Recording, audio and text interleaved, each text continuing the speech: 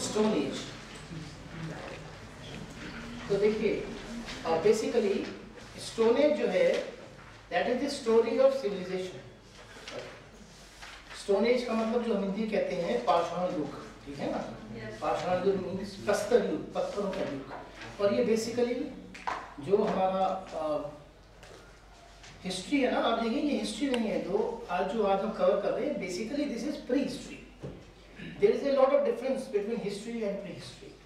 History का मतलब तो है history deals with that part of human record which is familiar with written sources, okay, literary sources, जहाँ पे लिपि है, भाषा है, आदमी ने पढ़ना लिखना सीख लिया है और ग्रंथ लिख सकता है, तो वो इतिहास वहाँ से शुरू हो जाता है। लेकिन उस काल का इतिहास कि जब मनुष्य पढ़ना लिखना नहीं जानता था तब भी तो था वो, उसको हम बोलते हैं pre history, that is before history. इसको हम फिर हम बोलेंगे प्रागैतिहास। तो बेसिकली ये जो हमारा स्टोन एज है, ये स्टोन एज के अंदर 3 स्टेजेस हैं, palaeolithic stage, mesolithic and neolithic stage. सबसे पहले हम लेते हैं प्रागैतिहासिक काल। पैरालिथिक माने प्रागैतिहासिक काल। देखिए palaeolithic, this is a term which is derived from, it is a Latin word. Palaeo means old and lithic means stone. तो palaeolithic means old stone age, इसे कहते हैं पूर्व पाषाण काल, ठीक है, पूर्व पाषाण काल। उसके बाद में it is followed by another stage which is called Mesolithic. Meso means middle and lithic means stone, it is called middle stone age, okay, middle stone age यानी मध्य पाषाण काल। और उसके बाद में लास्ट में है neolithic stage, that is called new. New means new and lithic means stone, so नव पाषाण काल। तो ये बेसिकली आप इस चीज को देखिए कि आज जो हम, हालांकि बहुत एक कम टाइम है, टॉपिक बहुत वाइड है। मैं तो जब एमए में अपने स्टूडेंट्स को पढ़ाता हूँ 3 महीने लगते हैं स्टोन एज को कवर करने में, at least 3 months। But now we have to cover everything, but we will take everything very broadly. मैं आपको कुछ बुक्स के नाम भी दूंगा तो so you can have some kind of background reading. तो देखिए बेसिकली आप कुछ बुनियादी चीज़ों को समझने की कोशिश कीजिए। कुछ कंसेप्ट अगर आपकी समझ में आ गए तो बाकी तो इंफॉर्मेशन तो कहीं से भी ले सकते हैं। तो बेसिकली जो हमें क्या देखना है, हमें देखना है चेंजेस कहाँ आते हैं। कोई पीरियड तब चेंज होता है, कोई युग तब चेंज होता है कि जब कुछ चेंजेस होते हैं। और चेंजेस क्यों होते हैं और चेंजेस के जो कारण हैं वो बहुत इंपॉर्टेंट है। एक सबसे बड़ा कारण है एनवायरनमेंट। अगर एनवायरनमेंट चेंज हो जाएगा तो सब कुछ बदल जाएगा। अभी भी आप देखिए, आप लोग बैठे हैं इस समय, अब 2 महीने के बाद में आपके सब कॉस्ट्यूम्स चेंज हो जाएंगे ना? अभी भी आप देखिए बहुत से लोग लेदर जैकेट्स पहने हुए हैं। बेसिकली लेदर जैकेट क्या है? It is a animal skin. आज जानवरों की खाल बचाकर हम अपनी जिंदगी बचाते हैं। चाहे हम स्वेटर पहनते वो that also comes from sheep, that is woollen, है ना? वूल कम्स फ्रॉम एनिमल प्रोडक्ट। आज जानवरों की खाल से और जानवरों की बहुत सारे प्रोडक्ट्स हैं जिससे हमारी जान बच रही है। तो बेसिकली आप ये देखिए, एक बुक का नाम लिखिए, the writer is V Gordon Childe, V Gordon Childe, GORDON, and child CHILDE, and the name of the book is What Happened in History. What Happened in History. अब मुझे नहीं पता इतिहास हिंदी में इसका अनुवाद हुआ है नहीं, इतिहास में क्या हुआ अगर इस नाम से हो सकती है। बेसिकली ये बहुत बड़े आर्कोलॉजिस्ट थे वर्ल्ड के, वी गॉर्डन चाइल्ड, जो ये बताते हैं कि जो सारी जो कहानी है ये कोई शौक नहीं है जो हम देखते हैं ना इतिहास में, हम पढ़ते हैं युद्ध हो गया, पानीपत, ये वो सब, कोई भी चीज़ ऐसे नहीं आकस्मिक नहीं है, बल्कि कुछ फोर्सेस हैं जो काम करती हैं। There are certain forces. जैसे पृथ्वी घूम रही है ना, आप उसको ऐसे नहीं घुमा सकते, वो ऐसे ही घूमेगी, फोर्स है। इसी तरह हिस्ट्री के अंदर भी फोर्सेस हैं, ये फोर्स है। उस फोर्स का, जैसे ग्लोबलाइजेशन एक फोर्स है।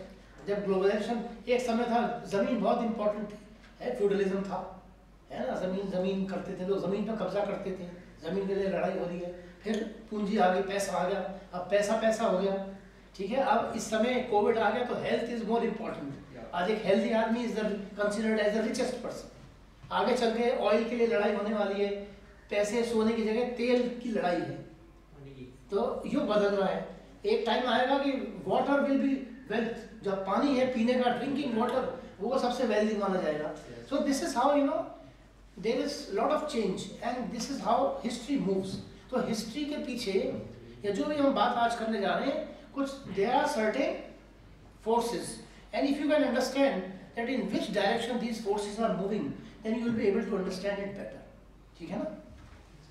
तो आज जो बात हम कर रहे हैं, देखिए उसको पहले तो आप ये समझ लीजिए कि जो हमारा जो प्रीहिस्टोरिक जो स्टेजेस हैं, मैंने बताया ना इतिहास से पहले ये सब चीज़ें हैं। क्या है, हम स्टार्ट करते हैं पैलेलिथिक एज से, सबसे पहला दिस इज स्टोन एज का पहला part, then it is followed by mesolithic मध्य पाषाण, then it is followed by neolithic, और हम यहाँ आज बंद कर देंगे, ये तीन ही चीज़ हमें पढ़नी है आज।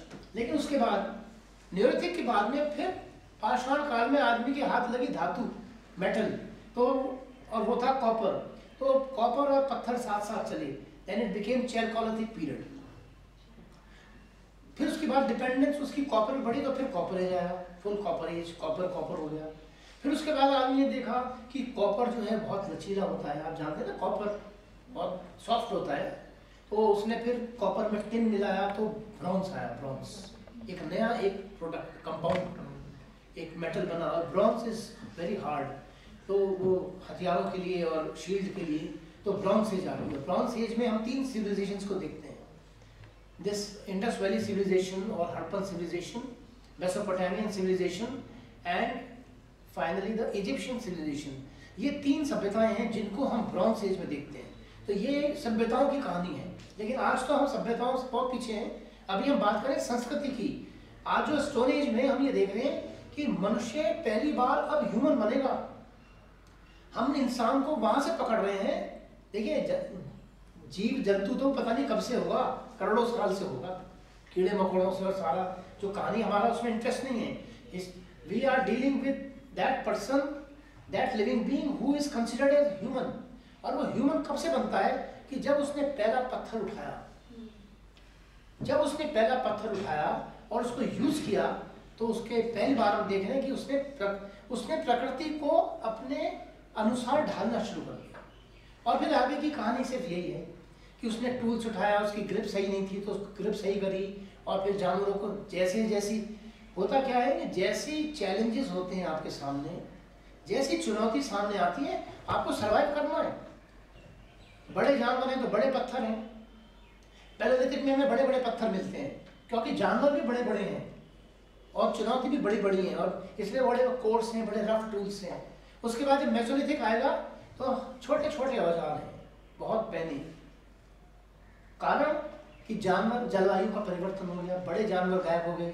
अब तो डायनासोर भी नहीं है ना, डायनासोर भी तो था कभी, उसका शिकार करने के कौन सोच सकता है। वो तो जुरासिक पीरियड अलग था। अब एक चीज का ध्यान रखिए कि केवल इतिहास में, आर्कोलॉजी में किसी एक चीज से काम चलने वाला नहीं है।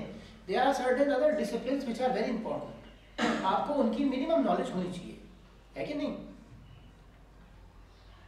अब आप कास्ट सिस्टम को कैसे पढ़ेंगे unless you are familiar with some sociology, some little bit of political science, little bit of economics, सब चीज़ों की जरूरत है। तो एक और साइंस है that is called geology. Geology होती है साइंस ऑफ अर्थ। जैसे history is a study of human past, archaeology जो मैं बात कर रहा हूँ ये आर्कियोलॉजी की चीज़ है। स्टोन एज आर्कियोलॉजी पढ़ती है। Archaeology is a science of buried civilisation, दबी हुई सभ्यताओं का इतिहास करती है। आज हम दबे हुए समाज को देख रहे हैं, वो जो पत्थरों में दबा हुआ था, खुदाई करके उसका उत्खनन करके, एक्सकेवेशन करके हम फिर उसको वो करते हैं, उसकी स्टडी करते हैं। आर्कियोलॉजी और जियोलॉजी क्या है? Geology is a science of earth, कि ये पृथ्वी कैसे बनी, प्लेनेट कैसे बना, पहले गैस थी, फिर ये हुआ, फिर ये हुआ, फिर सॉलिड हो गया, फिर आइस एजेस आए, हिमयुग आए, सारी पृथ्वी ढक गई, फिर गर्मी हो गई, पिघल गई। अभी भी तो ग्लेशियर गिरा है, तो हिमयुग तो आप देख सकते हैं, अभी भी उसका असर खत्म नहीं हुआ। किसी भी चीज़ का असर खत्म नहीं होता। ये जो एंटार्क्टिका और ये जो ग्लेशियर्स हैं ये बता रहे हैं कि हम हिमयुग से आ रहे हैं, ठीक है ना। सब कुछ एविडेंस हमारे आसपास है। तो इतिहास जो है या हिस्ट्री या आर्कियोलॉजी ये कोई मृत चीज़ नहीं है, इट इज़ लिविंग, ये ध्यान रखिए। And it is rotating all around you. तो आप हर समय अगर आपकी ऐतिहासिक नज़र है तो आप देख सकते हैं कि सब कुछ आपके आसपास है। तो यहाँ पर हम देखते हैं कि पैलेलिथिक एज जो है हमारी, उस पैलेलिथिक एज के अंदर क्या परिवर्तन आए और हमें क्या देखना है, कौन कौन सी टूल्स थे, कौन कौन से उपकरण हैं पत्थरों के। पत्थर ही तो है, और हमारे आप जानते हैं हिस्ट्री में कोई भी चीज़ के लिए एविडेंस चाहिए, अगर प्रमाण नहीं है तो कोई नहीं यकीन करेगा। इसलिए रामायण महाभारत को अलग रखते हैं, माइथोलॉजी में रखते हैं, है ना। हो सकता है घटनाएं हुई हों, लेकिन हमारे पास कोई 10 मुंह वाला रावण की कोई हमारे पास एविडेंस नहीं है। कोई उड़न खटोला है, ये है, महाभारत का युग है, ये सब कहानियां भी हो सकती हैं, घटनाएं भी हो सकती हैं, but unless we have evidence, strong evidence, तब तक हम उसको हिस्ट्री में नहीं रख सकते। तो हमारे पास इस काल में जो मनुष्य था, जंगलों में रहता था, हमारे पास उसके प्रमाण तब मिले जब वो पत्थरों से औजार बनाने लगा और उसके कुछ इम्प्लीमेंट्स, क्योंकि सड़क पे पड़ा हुआ पत्थर कुछ नहीं है, लेकिन इंसान ने उसे उठा लिया और उसे तराशा और अपने काम के लिए बनाया, जानवरों को मारा, तो वो उसी के साथ मिलता है। उसी की हड्डियों, गुफाओं में हम खुदाई करते हैं तो सब मिलता है, सारा उसका जो परिवेश है, और उसमें केवल पत्थर ही है, क्योंकि पत्थर नश्वर नहीं है, पत्थर इसलिए नष्ट नहीं हो सकता, इट इज, तो इसीलिए वो एक लंबे समय तक हमारे पास तक पहुंचा। उसके पास और भी कुछ होगा, but we have no idea, so we study this period only on the basis of their stone implements, that is why it is called stone age. तो स्टोन एज में पैलेलिथिक की हम बात करें तो पैलेलिथिक ऐसा काल है, ये ध्यान रखिए कि जो पैलेलिथिक है इसमें आदमी 5 लाख साल तक रहा है, फॉर 5 लाख ईयर्स, बहुत बड़ा पीरियड है। 5 लाख साल तक इसमें कुछ चेंजेस थोड़े बहुत तो आए, लेकिन आदमी वही जंगलों में रह रहा है, शिकार कर रहा है और छोटी छोटी टोलियों गुफाओं में रहता है जहाँ केव है। तो जीवन में जब कोई परिवर्तन बहुत ज़्यादा नहीं है तो युग कैसे बदलेगा। लेकिन जब जलवायु बदली, बड़े जानवर चले गए या भाग गए या लुप्त हो गए, छोटे जानवर आ गए, चुनौतियाँ बदल गई, तो अब दूसरे तरह के टूल्स चाहिए, तो मेसोलिथिक आ गया और आगे चल के नियोलिथिक आएगा, एक बहुत सुंदर युग कि जब मनुष्य ने कृषि का काम सीख लिया। तो हम वहाँ एंड करेंगे कि जब आदमी क्या बन गया, भोजन, एक फूड कलेक्टर से, एक हंटर गैदरर से he became a food producer, ठीक है, Neolithic, that is called Neolithic period. तो नियोलिथिक यानी नवपाषाण क्रांति का मतलब है कि आर्थिक क्रांति है कि मनुष्य ने फसलों को उगाना सीख लिया है, और ये बहुत बड़ा चेंज है। ये इतना बड़ा चेंज आज तक मनुष्य के जीवन में नहीं आया, क्योंकि इसी के बाद ही सभ्यताओं का विकास होता है। जब तक 5 लाख साल तक जब तक ये काम नहीं हुआ तब तक कोई सभ्यता नहीं खड़ी हो सकी, ठीक है ना। तो जो बेस है, हिस्टोरिकल बेस है, वो तैयार होता है कृषि से। तो हम वहीं पहुंचने की कोशिश कर रहे हैं और हम स्टडी कर रहे हैं कि उन ट्रेंड्स को, कि जो बहुत इंपॉर्टेंट है, ठीक है। तो हम देखते हैं इसमें जो पैलेलिथिक पीरियड है हमारा। अब दूसरा एक चीज समझ लीजिए कि हम पैलेलिथिक में भारत की बात कर रहे हैं, पैलेलिथिक तो सारी दुनिया में है। कुछ इतिहासकार ये कहते हैं कि पहले एक जगह मनुष्य था, फिर वो सब जगह फैल गया, ऐसा नहीं है। सारी दुनिया में आदमी आया है, चाहे वो एप से आया है या वानर से, तो आया तो सारी दुनिया में आया है। ऐसा नहीं है कि वहाँ यूरोप में और अमेरिका में और वहाँ कहीं लैटिन अमेरिका में वो लोग यहाँ आए हैं बताने के लिए कि पत्थर कैसे इस्तेमाल करने, ऐसा नहीं है। जिस तरह से टेक्नोलॉजी आज का प्रसार होता है, पहले ऐसा नहीं। सब जगह मनुष्य की जो चेतना का विकास हुआ है और उसके बाद जगह जगह में पैलेलिथिक मिलता है, उसमें कहीं कहीं ओवरलैपिंग है। कहीं पैलेलिथिक चल रहा है तो कहीं मेसोलिथिक शुरू हो गया, कहीं नियोलिथिक आ गया। आज भी तो है, आप लोग शहर में रह रहे हैं और गांव में लोग 100 साल पीछे चल रहे हैं आपसे। कच्ची सड़कें, बिजली नहीं है। मैं तो बड़ा होकर पढ़ाता हूँ दिगंबर जैन कॉलेज में, तो वहाँ पे आप देखिए कि वहाँ बहुत कुछ नहीं है शहरों में। हालांकि रहते मेरठ नहीं है, बट दे आर एरियाज, तो ओवरलैपिंग है बहुत कुछ। तो सबसे इम्पोर्टेंट चीज़ है, तो आगे देखिए कि जो पाषाण युग है, जो स्टोन एज है, उसके अंदर स्टोन सबसे इम्पोर्टेंट चीज़ है। और मनुष्य ने स्टोन के साथ क्या किया और कैसे स्टोन ने उसकी ज़िंदगी बचाई है, और सारा जो उसका जो एनवायरनमेंट और जो फोकस है, उसकी सारी consciousness is focused on stone. पत्थर आप आम आदमी के लिए कुछ भी नहीं है। सड़क पे ठोकर मारते हैं लोग पत्थरों को, लेकिन हिस्ट्री के लिए पत्थर ही है और कुछ भी नहीं है। क्योंकि पत्थर से पाषाण है, फिर इसी पत्थर से वो मूर्ति बनाएगा, फिर मंदिर बनेंगे पत्थरों से आगे चल के। आज भी पत्थर कम नहीं है, आज भी श्रीनगर में सेना पे पत्थर ही मारते हैं लोग, पथरा भी होता है, पुलिस से लड़ाई होती है, हथियार तो आपके पास है नहीं, पुलिस से सेना से लड़ते हैं, क्या करते हैं, पत्थर उठाते हैं। तो ऐसे ही कभी जानवरों से मुकाबला करने के लिए इंसान ने पत्थर उठाया होगा, और पत्थर उठाया, वहां से पाषाण काल शुरू होता है। और आप देखिए इस पत्थर को उठाने से भी कुछ नहीं होगा, क्योंकि वो जो पत्थर हमने उठाया वो एक किसी के मारने के काम आ सकता है, लेकिन शायद वो शिकार में काम ना आए। अब आप देखिए कि मनुष्य का जीवन शिकार का जीवन है, उसको शिकार करना है, मांस जिंदे जानवरों को मारना है, फिर उन्हें खाना है, आसान नहीं है। मैंने एक किताब का नाम लिखा है ना, V Gordon Childe. V Gordon Childe कहता है कि सारे जीव जंतुओं को कुदरत ने सब कुछ दिया है उनकी बॉडी के अंदर, लेकिन इंसान को कुछ नहीं दिया। इंसान के पास कभी होगा नहीं, उसने खो दिया है। वैसे तो आपके जो कैनाइंस हैं ना, ये जो ऊपर और नीचे दो कैनाइंस हैं, ये शो करते हैं कि आप लोग मांसाहारी हैं, आप लोग मांसाहारी से आ रहे हैं। ये जो कैनाइंस हैं ये मांस को फाड़ने के काम आते हैं। कोई भी जानवर किसी शिकार करने के लिए इन्हीं दांतों का इस्तेमाल करता है, तो हम लोग वहीं से आ रहे हैं। It is an evidence. आदमी और बाकी आप देखिए कि फिर हमारा जो सारा स्ट्रक्चर है वो बदल गया, बहुत कुछ हमने खो दिया। नाखून भी नहीं है इंसान के पास, दांत भी नहीं है, कोई फुर्ती भी नहीं है इतनी। आदमी के पास इतनी फुर्ती कहाँ है जो बंदरों में है और दूसरे जानवरों में। आप किसी भी जानवर से का मुकाबला नहीं कर सकते। फिर इंसान सर्वाइव कैसे किया? सवाल ये है कि सबसे निर्बल मनुष्य था। शेरों के पास दांत हैं, पंजे हैं, कोई जानवर है उसके पास उनकी खाल इतनी मोटी है जो -50 डिग्री पे जिंदा है पहाड़ों में, उनकी खाल ऐसी है। कोई रेप्टाइल्स है उनके पास जहर है, सब कुछ, कोई डस्ट लेता है, कोई काट लेता है। इंसान के पास कुछ भी नहीं है।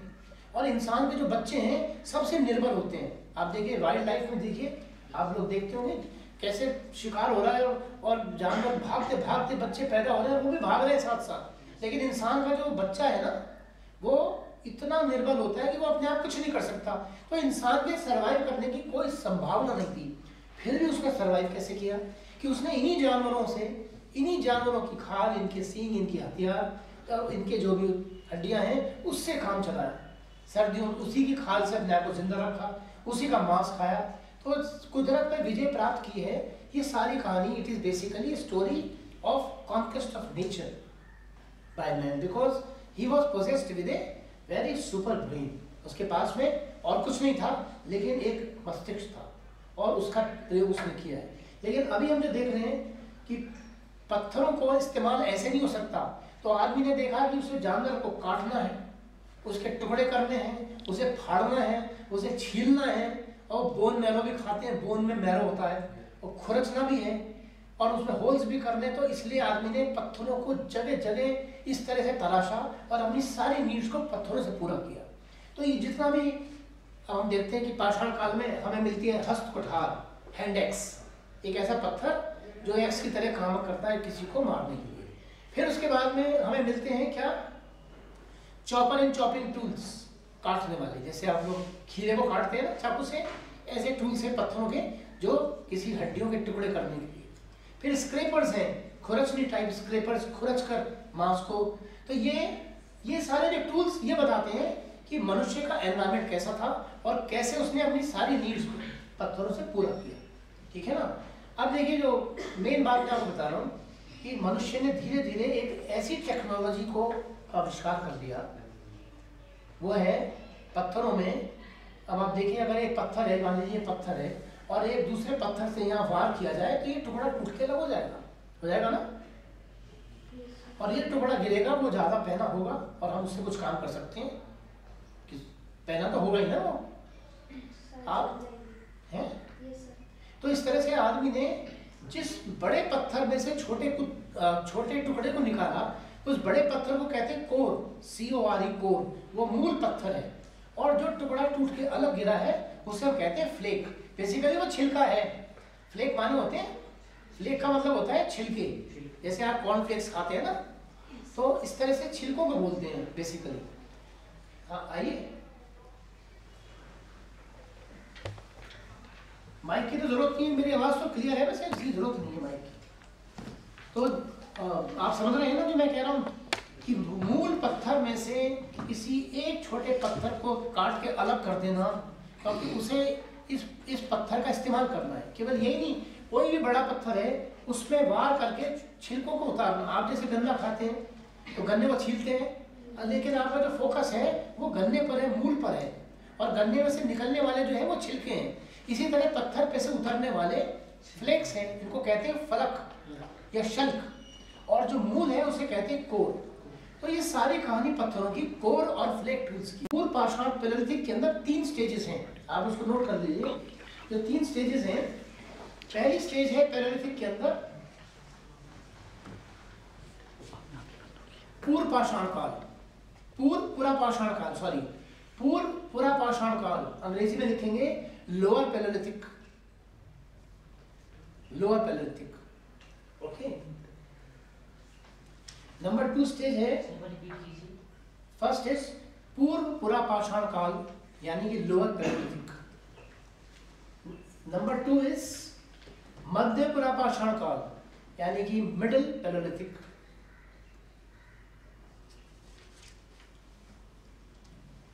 और तीसरा है उत्तर पुरापाषाण काल, दैट इज अपर पैलेलिथिक।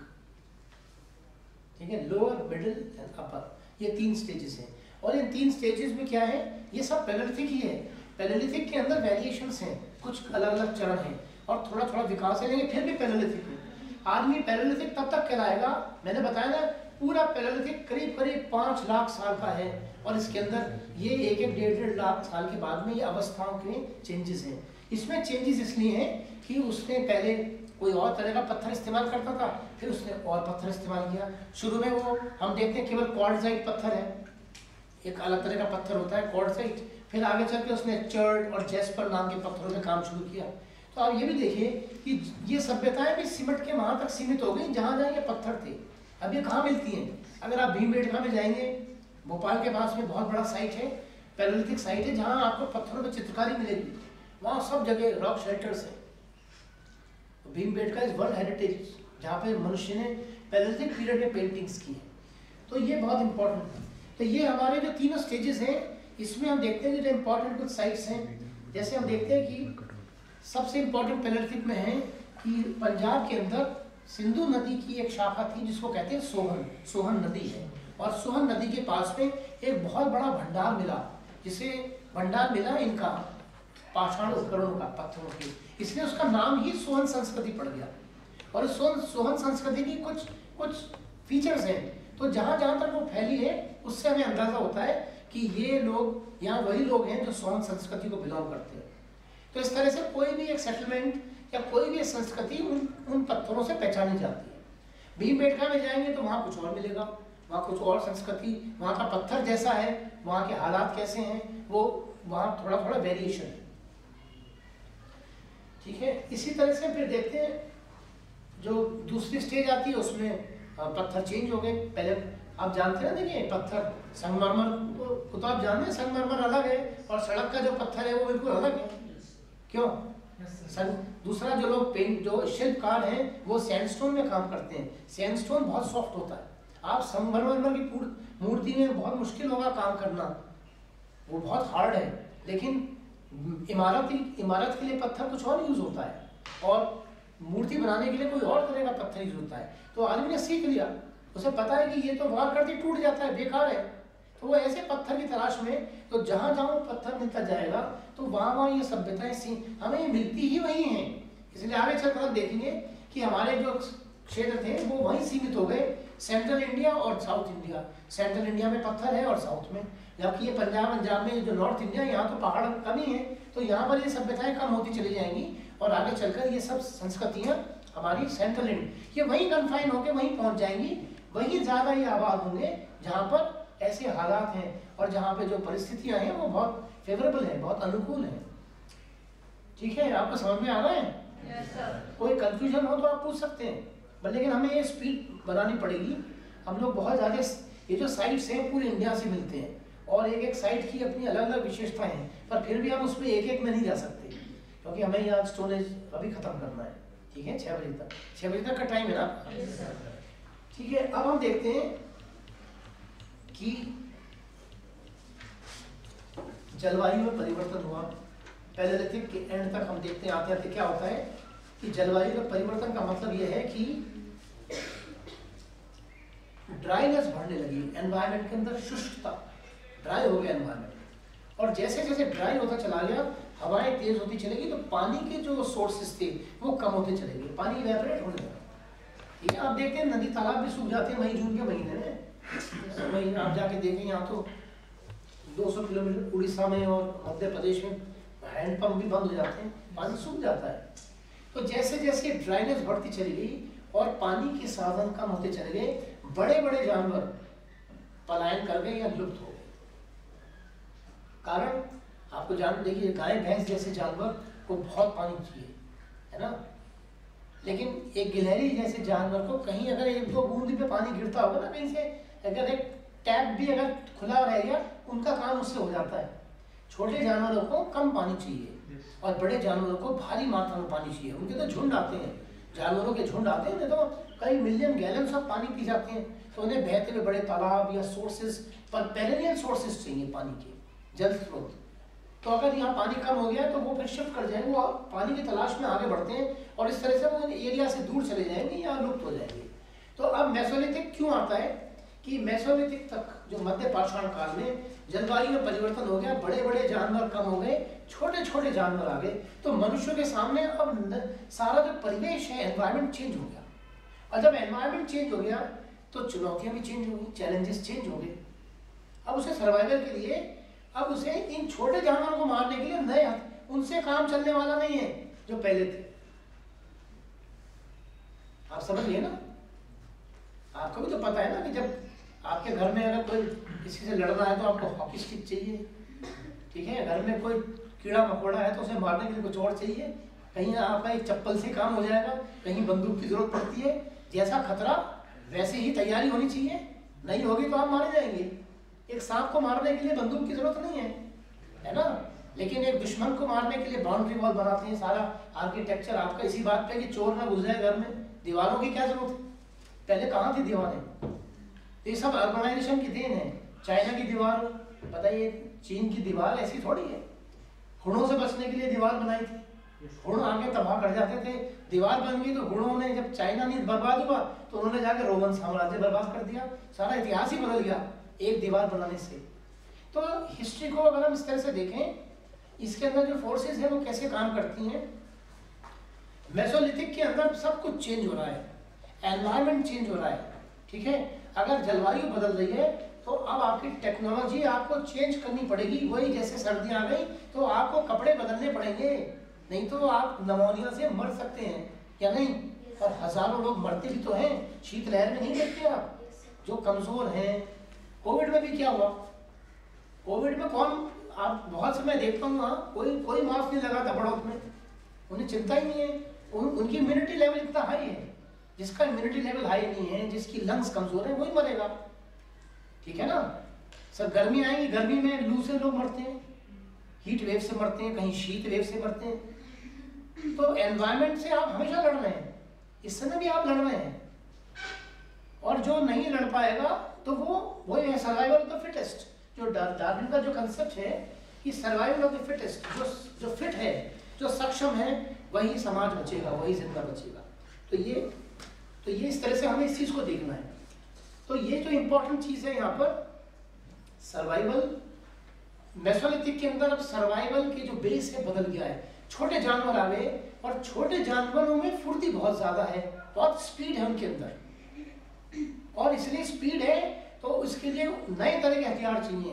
अब आप उनके पास नहीं जा सकते, जैसे पहले जानवर थे उनको टोली बना के घेर लेते थे, ऐसे जानवर अब नहीं है। तो क्या किया मनुष्य ने, उसने बनाए मिसाइल टेक्नोलॉजी, प्रक्षेपास्त्र। मेसोलिथिक में हमारे छोटे जानवरों के लिए छोटे छोटे वो आ गए माइक्रोलिथिक टूल्स। तो मेसोलिथिक स्टैंड्स फॉर माइक्रोलिथिक, ये ध्यान रखिए, MM कॉम्बिनेशन है। मेसोलिथिक पीरियड के अंदर सूक्ष्म उपकरण है, लघु उपकरण, छोटे छोटे टूल्स, धारदार, और फिर तीर धनुष जैसे मैंने बताया ना, प्रक्षेपास्त्र का मतलब यहाँ से दूर वार करने वाले। आपको तीर धनुष में आप सेफ हैं, दूर वहां जाने की जरूरत नहीं है, ठीक है। तीर से या भाले से, आप भाला भी आप दूर से मार सकते हैं। पहले ऐसे टूल्स नहीं थे, लेकिन अब जैसे जानवर हैं और शिकार करने के लिए उनका शिकार करना जरूरी है, तो मनुष्य के सारे टूल्स बदल गए और अब पैलेयोलिथिक के टूल्स की जगह मेसोलिथिक के माइक्रोलिथिक टूल्स आ गए, ठीक है। और इसके साथ साथ और क्या बदलेगा कि इसके साथ मनुष्य टोलियां बना के काम करने लगा, और अब उसका जो मूवमेंट है उससे भी बहुत फर्क पड़ा। पहले मूवमेंट स्लो था, अब मनुष्य का मूवमेंट फास्ट है, उसे अपनी गति बढ़ानी है और उसे अपनी रहने की व्यवस्था भी करनी है, और उसका जीवन अस्थिर है, he has to roam from place to place, ठीक है। तो मेसोलिथिक में, और फिर हमें दिखाई देता है मेसोलिथिक में कि यहाँ मनुष्य ने कुछ पशुपालन की हमें एविडेंस दिखाई देते हैं, ठीक है, जानवरों को पालने की। ये ध्यान रखिए कि जानवर भी तभी पाले जाएंगे जो जंगल में अवेलेबल है। कुछ जानवर या उनका दूध या उनके मांस जो उसको लाभदायक था, उसने पालना शुरू कर दिया। और इस तरह से अगर वो पशुओं को भी पालने लगे तो भी मांस है, एक तो शिकार करके मांस खाना, एक पालतू पशुओं का मांस खाना। लेकिन उसमें एक और इम्पॉर्टेंट चीज ये थी कि उसने इन जानवरों को पालने का मतलब ये है कि वो जानवर तो अब फॉडर मांगेंगे, घास मांगेंगे, चारा मांगेंगे। तो अगर चारा नहीं है तो आगे बढ़ना पड़ेगा। जो गडरिये हैं और जो पशुपालन करने वाले जो पेस्टोरल सोसाइटीज हैं, उनके जानवर हजारों की तादाद में होते हैं। अगर आज पानी के साधन नहीं है और चारा खत्म हो गया तो वो पूरा जो कबीला है वो आगे बढ़ जाएगा। और इस तरह से उनका सारा जीवन इसी में चारागाहों के निकट ही होता है। ये ध्यान रखिए, जो ऋग्वैदिक पीरियड है हमारा, वो पेस्टोरल पीरियड है। उस समय पेस्टोरलिज्म है और उसमें ऋग्वैदिक ट्राइब्स आपस में लड़ते थे और गाय के लिए खूब, ठीक है ना, लड़ाइयाँ होती थी और खूब चोरी होती थी कैटल की, ठीक है। और उनमें आपस में युद्ध होते थे, ग्रामों में युद्ध होते थे, इसीलिए संग्राम वर्ड आता है। संग्राम का मतलब दोनों ग्रामों में। तो ये पशुपालन वालों की हमेशा चारागाहों के लिए लड़ाई होती है। लेकिन कहने का मतलब है कि जीवन में संघर्ष है। मेसोलिथिक में मनुष्य ने एक चीज और भी हमें दिखाई देती है कि आदमी जंगलों में रहता है, वो शिकार के अलावा भी जंगल के अंदर जो भी कुछ खाने पीने की चीजें हैं वो उनका इस्तेमाल करता है। जैसे पशु पक्षी करते हैं ना, ये सारे पशु पक्षी भी तो कुछ ना कुछ फल वल जो भी है खाते हैं, वो पैदा नहीं करते, लेकिन जो अवेलेबल है उन्हें खाते हैं। जैसे भालू है, वो जानवर को भी खा लेता है और वो शहद भी पीता है, ठीक है। मधुमक्खियों के झुंड छत्ते मिल जाते हैं, वो उसको शौक है, कहीं दीमक खाता है, कहीं कुछ। ऐसे सब जानवर बहुत सारे फलों का इस्तेमाल करते हैं। मनुष्य भी जितने भी वनस्पति है, जो बॉटनिकल वेल्थ है, उसका प्रयोग करता आ रहा है शुरू से, लेकिन वो पैदा नहीं कर रहा है, वो केवल जो उपलब्ध है उसको बटोर के खा रहा है। तो पहले यही होता था कि युद्ध करने के लिए जो संघर्ष है वो पुरुष करते थे, पुरुषों के दल, और महिलाएं बच्चों के साथ पीछे केवल माइनर फॉरेस्ट प्रोड्यूस को कलेक्ट करती थी।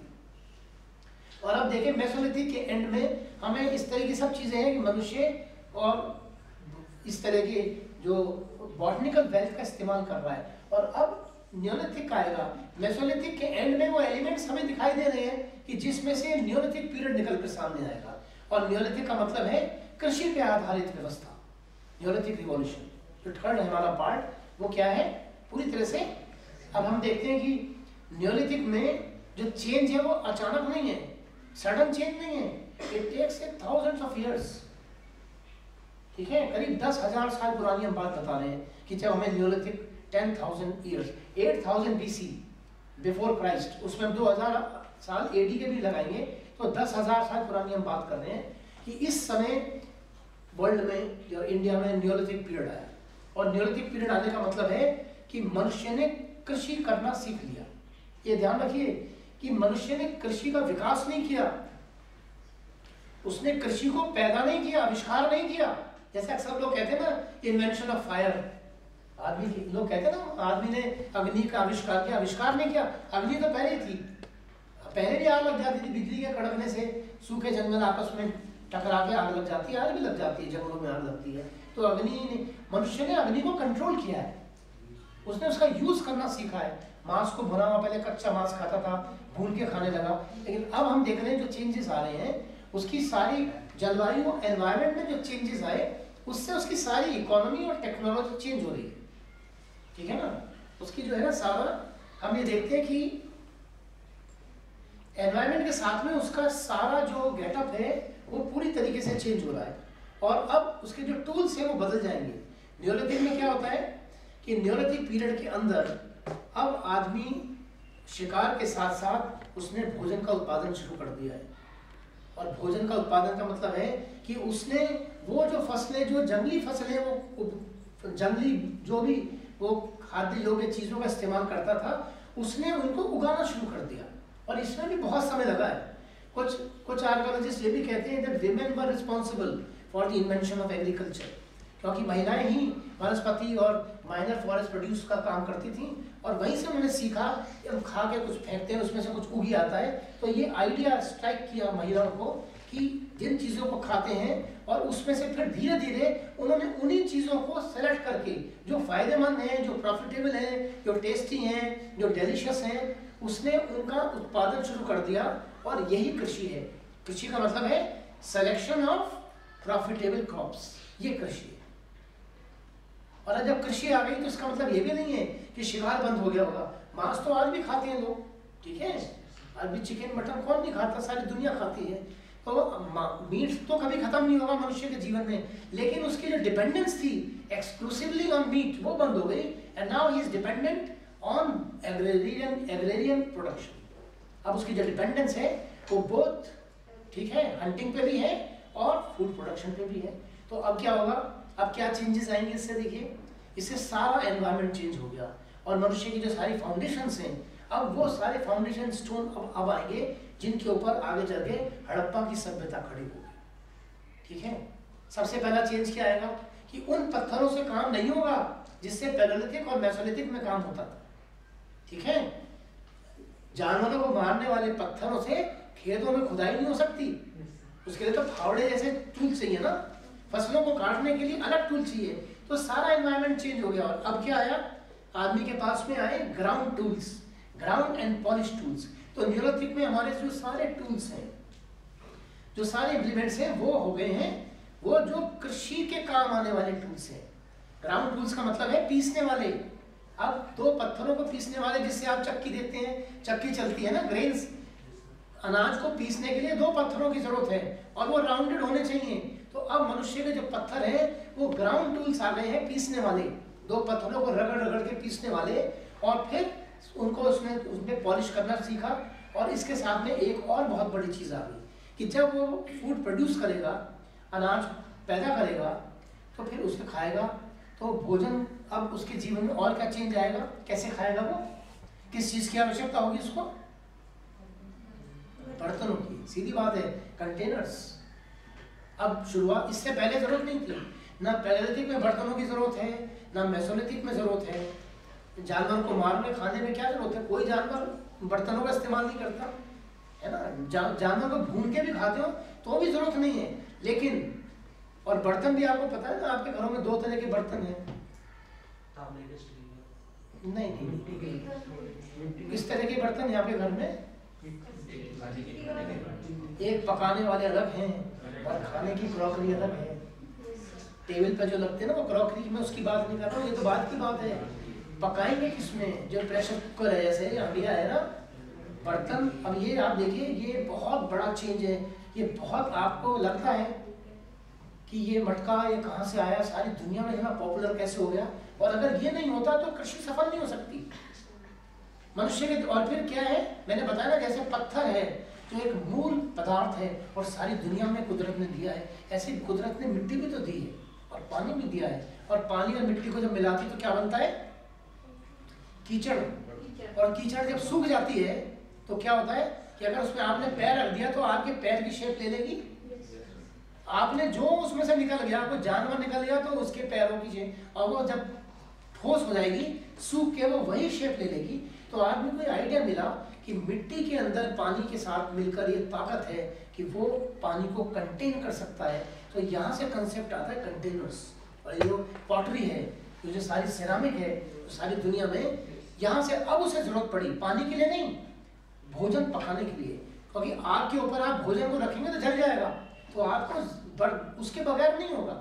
हालांकि कोशिश की होगी सभ्यताओं ने, इसलिए आज भी हम देखते हैं कि बहुत से आर्कियोलॉजिस्ट जब खुदाई करते हैं तो उन्हें कुछ कहीं मिलते हैं छोटे छोटे उपकरण जो मेसोलिथिक में थे, वो कहते हैं कि मेसोलिथिक है, नहीं, अगर उसके साथ मिट्टी के बर्तन का एक टुकड़ा भी मिल गया तो वो नियोलिथिक है 100%, क्योंकि यहाँ बर्तन है और यहाँ भोजन पकाया जाता है, ये इस बात का सबूत है। अगर कहीं ग्राउंड टूल मिल जाता है पीसने वाला, डेफिनेटली ये कृषि से जुड़ा हुआ है, यहाँ कोई ना कोई ऐसी सभ्यता, ऐसी संस्कृति है जो कृषि से जुड़ी हुई है। मिट्टी के बर्तन का मतलब ही क्या है, कुकिंग शुरू हो गया है, अब मनुष्य भोजन को पकाना सीख गया है। और ये बहुत बड़ा ट्रांसफॉर्मेशन है कि वो इंसान कि जो जंगलों में जानवर की तरह भटकता था और शिकार करता था और 5 लाख साल तक उसके जीवन में कोई परिवर्तन नहीं आया, अब वो 10,000 साल में ही ट्रांसफॉर्म हो गया, उसका पूरा सारा जीवन रूपांतरण हो गया। And from food collector he became food producer.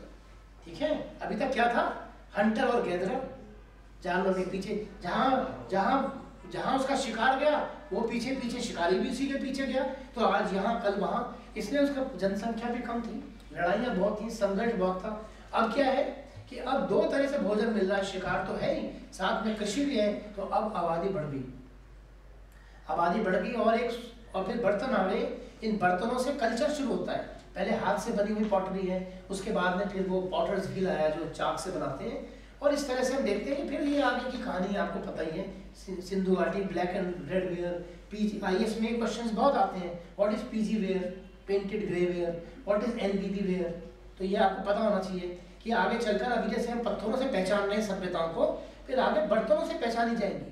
अगर पीजी वेयर है, पेंटेड ग्रे वेयर, एक बहुत बड़े आर्कियोलॉजिस्ट थे BB लाल, उन्होंने हस्तिनापुर में खुदाई की थी, आज भी गड्ढे हैं, और वहाँ से उन्होंने सलेटी रंग के जो ग्रे कलर के बर्तन थे जो कि वैदिक काल के हैं, वैदिक पीरियड के, तो वो वहाँ पे वैदिक काल के जो संपन्न लोग हैं उस पर भोजन करते थे, तो वो जो उसको कहते हैं पेंटेड ग्रे वेयर, ठीक है, जिसे कहते हैं धूसर, ठीक है, चित्रित मृदभांड, धूसर माने ग्रे कलर, धूसर चित्रित मृदभांड, पेंटेड ग्रे वेयर, PGW, इसका मतलब अगर पीजी वेयर है तो इसका मतलब वैदिक पीरियड है। और आगे चल के मौर्य काल में जो आयरन एज आएगा, वहां पे काले रंग के बर्तन मिलते हैं, उनको कहते हैं northern black polished ware, NBB ware. तो NBB वेयर का मतलब है मौर्य पीरियड।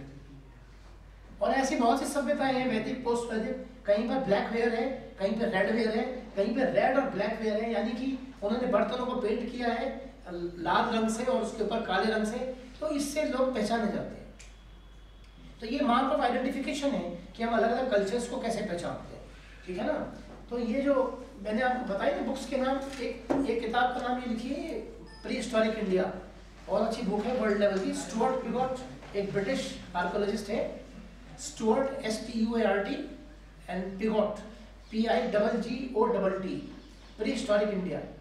तो ये जो बुक्स हैं ये आपको बड़ी मदद करती हैं। और एक किताब का नाम आप ये लिख लीजिए, इसमें 2 चैप्टर्स हैं, प्राचीन भारत का इतिहास, DN झा और श्रीमाली, इसमें 2 चैप्टर्स हैं। शुरू में जो आपको जो बात हम कर रहे हैं वो सब मिलेगी आपको, दिल्ली यूनिवर्सिटी की बुक है ये, DN झा एंड श्रीमाली, ठीक है। इसके अलावा 1-2 बुक्स के नाम आप और लिख लीजिए। एक किताब का नाम लिखिए DK भट्टाचार्य, ठीक है, प्री हिस्टोरिक इंडिया, या हिंदी में प्रागैतिहासिक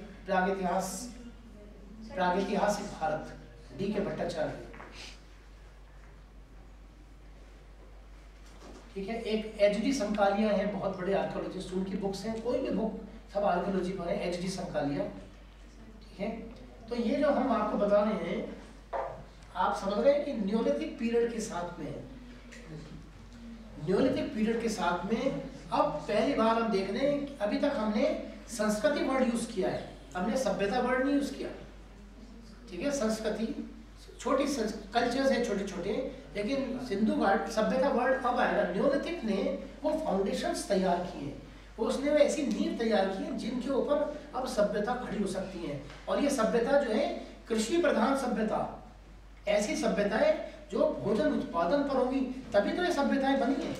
दुनिया में जहाँ जहाँ आप देखिए, सारी दुनिया में बड़े बड़े जो कंट्रीज हैं, चाइना, इंडिया, अमेरिका, सब, जर्मनी, सब कृषि के, सब कृषि प्रधान देश हैं। ऐसे भी देश हैं जहाँ कृषि नहीं, अब रेगिस्तान है, सऊदी अरेबिया है, ठीक है, वहाँ तो कृषि नहीं है, ठीक है, तो वहाँ पे सूर्य की पूजा भी नहीं होती, समझ गए ना सब। आप ये देखेंगे कि आपका जो भी कल्चर, रिलीजन, ये सब चीज़ें कुछ नहीं है, ये सिर्फ दिमाग की देन लगती हैं, लेकिन ये सब हमारे सर्वाइवल की चीज़ें, हमने सर्वाइव करने के लिए सब सीखा है। अभी मैं आपको बताऊंगा जो आपका जो कल्चर है वो कैसे इमर्ज करता है। ये कल्चर, इस कल्चर से ही आप जिंदा हैं, नहीं तो आप बच नहीं सकते। ये जो भी कुछ नियम बनाए गए हैं, नॉर्म्स बनाए हैं और सिखा दिए हैं आपको, ये सब के पीछे कोई ना कोई मैसेज है। और यही सब चीज़ें हैं जो मनुष्य ने, जो जिन कल्चर्स ने सर्वाइव किया है, कुछ लुप्त हो गए, बहुत सारी सभ्यताएं लुप्त हो गई। रोमन सिविलाइजेशन नहीं है, ग्रीक नहीं है, ठीक है, बहुत से नहीं है, माया सिविलाइजेशन नहीं है, पर इंडियन सिविलाइजेशन आज भी जिंदा है। तो ये जो कुछ तो कोई तो फोर्सेस हैं जो काम करती हैं।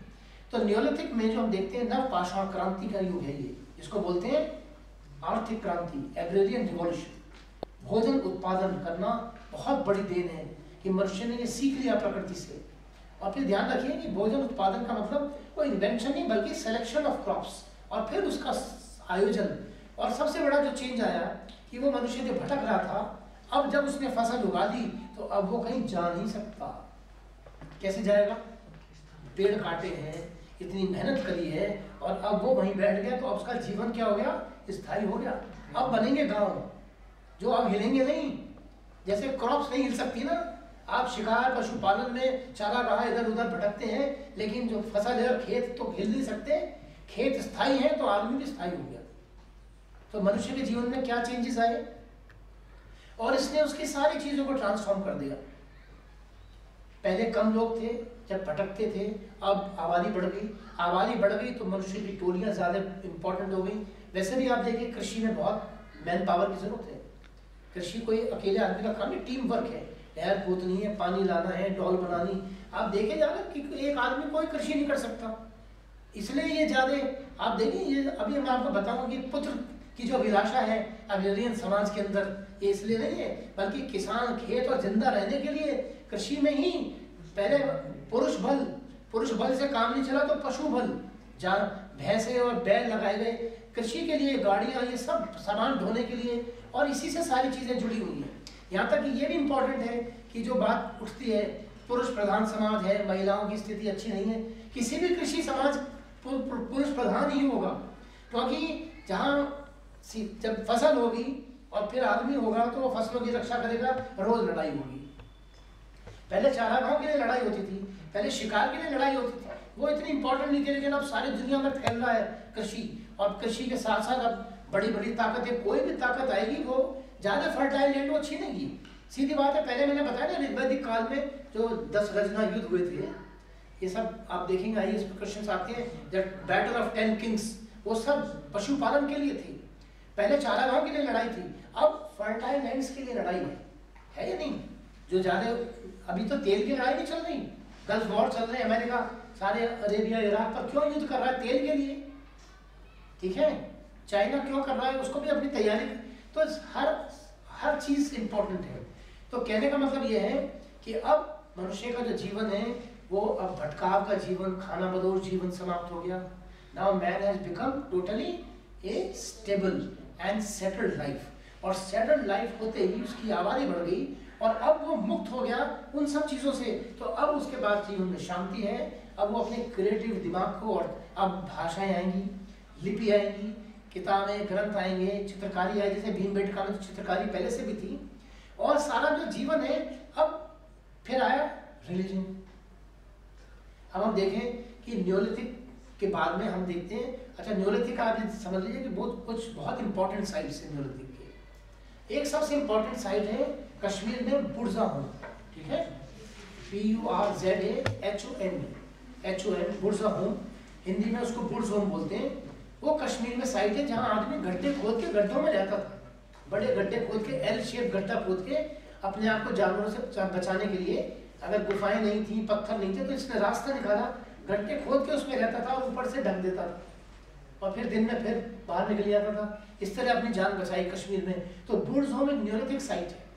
इसी तरह से इलाहाबाद में न्योलिथिक में बेलन वैली बहुत इंपॉर्टेंट है, जहाँ कोल्ड डीवा एक साइट है, कोल्ड डीवा बहुत इंपॉर्टेंट है। इन साइट्स में हमें पूरा क्रम मिलता है विकास का। यानी कुछ साइट्स ऐसे हैं जहां हम देखते हैं कि आदमी यहाँ पैलेयोलिथिक में भी था, मेसोलिथिक में भी था, नियोलिथिक में भी है और हड़प्पा आगे तक है। यानी ये साइट्स इतने इंपॉर्टेंट है कि कोई भी यहाँ से छोड़ के जाना नहीं चाहेगा। या तो वो जितनी भी सभ्यताएं हैं और संस्कृति यहाँ तो सब रिवर वैलीज में क्यों होती है। आप देखें ना, बिना नदी के बिना पानी के कोई भी कृषि नहीं हो सकती। तो ये साधन, चाहे आप भी देखें सारी दुनिया में सारे बड़े बड़े शहर सब नदियों के किनारे बसे हुए हैं। जहाँ नदी है या पानी का कोई और सोर्स है तो वहीं सारी दुनिया है। तो यहाँ नियोलिथिक ने, अब आप देख रहे हैं कि सारी चीजें बदल दी और अब नई चीजों की शुरुआत हो रही है। सोशल ऑर्गेनाइजेशन, समाज का वर्गीकरण। समाज में आप देखिए रिलीजन कैसे आया। रिलीजन का मूल कारण है भय। जो चीज उसकी समझ में नहीं आई उसने उसकी पूजा शुरू कर दी। ठीक है, आप देखिए जानवरों को, वाइल्ड जब बिजली कड़कती है सारे जानवर भागते, पता नहीं कौन आ गया, कहाँ से पेड़ उखड़ रहे हैं। उन्हें लगता है कोई है जो दिखाई तो देता नहीं। ये तो अननोन पावर है, अनसीन पावर्स। एक आदमी दिखाई दे जाए सामने, जानवर है इतना बड़ा है, इसको मारना है या भागना है, ये तो बात समझ में आ गई। लेकिन एक ऐसा शत्रु, वो ये लोग, उसे लग रहा है कि जो भी कुछ हो रहा है वो कोई कर रहा है। अगर पेड़ उखड़ रहे हैं, हवा तेज चल रही है और लोग भाग रहे हैं, बिजली कड़क रही है, तो उन्हें लगता है कि कोई है जो ये कर रहा है और हमसे ज्यादा ताकतवर है और हमें मार रहा है। तो ऐसे अनसीन पावर्स को हम पूजा करनी शुरू कर देते हैं और इसे अननोन पावर्स, अनसीन पावर्स। इसी तरह से नेचुरल फोर्सेस की पूजा सारे ऋग्वेद में, इंद्र देवता, अग्नि देवता, आग लगी, इन सब वही सारे देवी देवता जो सबसे ज्यादा नुकसान पहुंचाते हैं, उन्हीं की पूजा होती है। कहीं कोई महामारी फैल गई, कोविड भी देवी बन जाएगी, हो सकता है आगे चल के कोविड नाम की भी मंदिर बन जाएंगे, देवी बन जाएंगे। लोग कहेंगे हमने मंदिर बनवा दिया, अब यहाँ कोविड नहीं होगा। ठीक है, वो माता निकलती नहीं, माता पहले चेचक निकलती तो माता बना दी, माता आ गई, माता को संतुष्ट कर दो।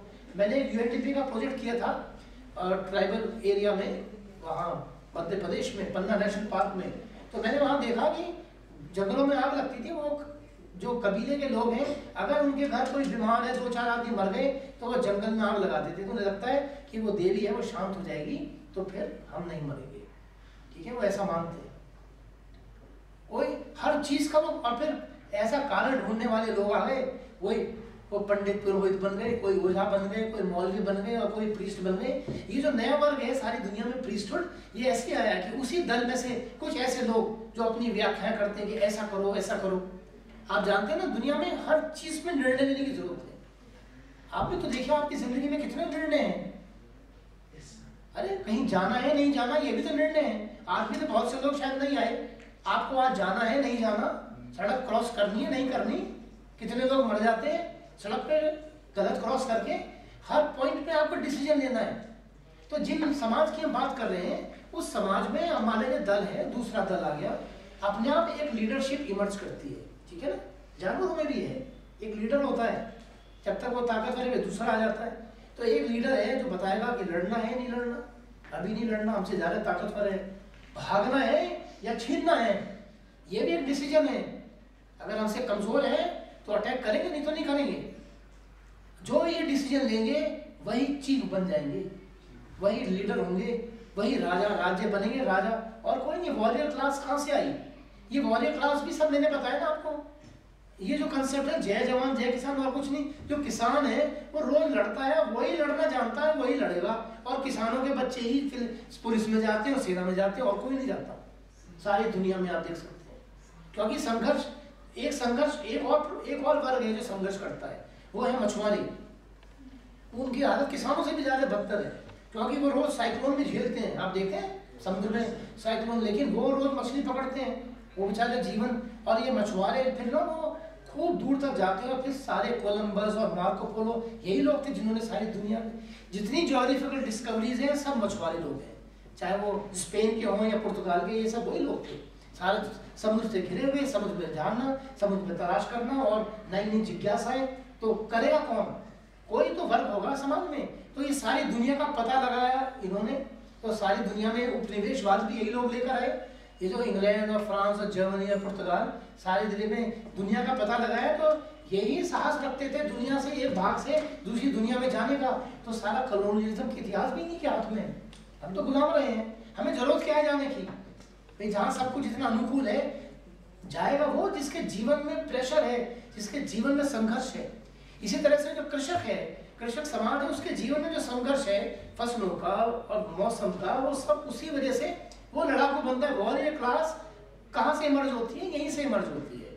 व्यापारियों से नहीं आती, पुलिस से नहीं आती, वो किसानों से ही आती है। तो न्योलिथिक में हम देखते हैं कि न्योलिथिक में वो सारी फाउंडेशन हमें दिखाई देती हैं, जिसने सारी हमारी जो सभ्यताओं की कड़ियाँ यहाँ स्थापित हो जाती है। ठीक है, और कोई क्वेश्चन आप? ठीक है, मेरे ख्याल से कुछ क्वेश्चंस आपके दिमाग में तो हम और डिस्कस करते हैं। 15 मिनट है हमारे पास। एनी क्वेश्चंस और एनी इंक्वायरीज?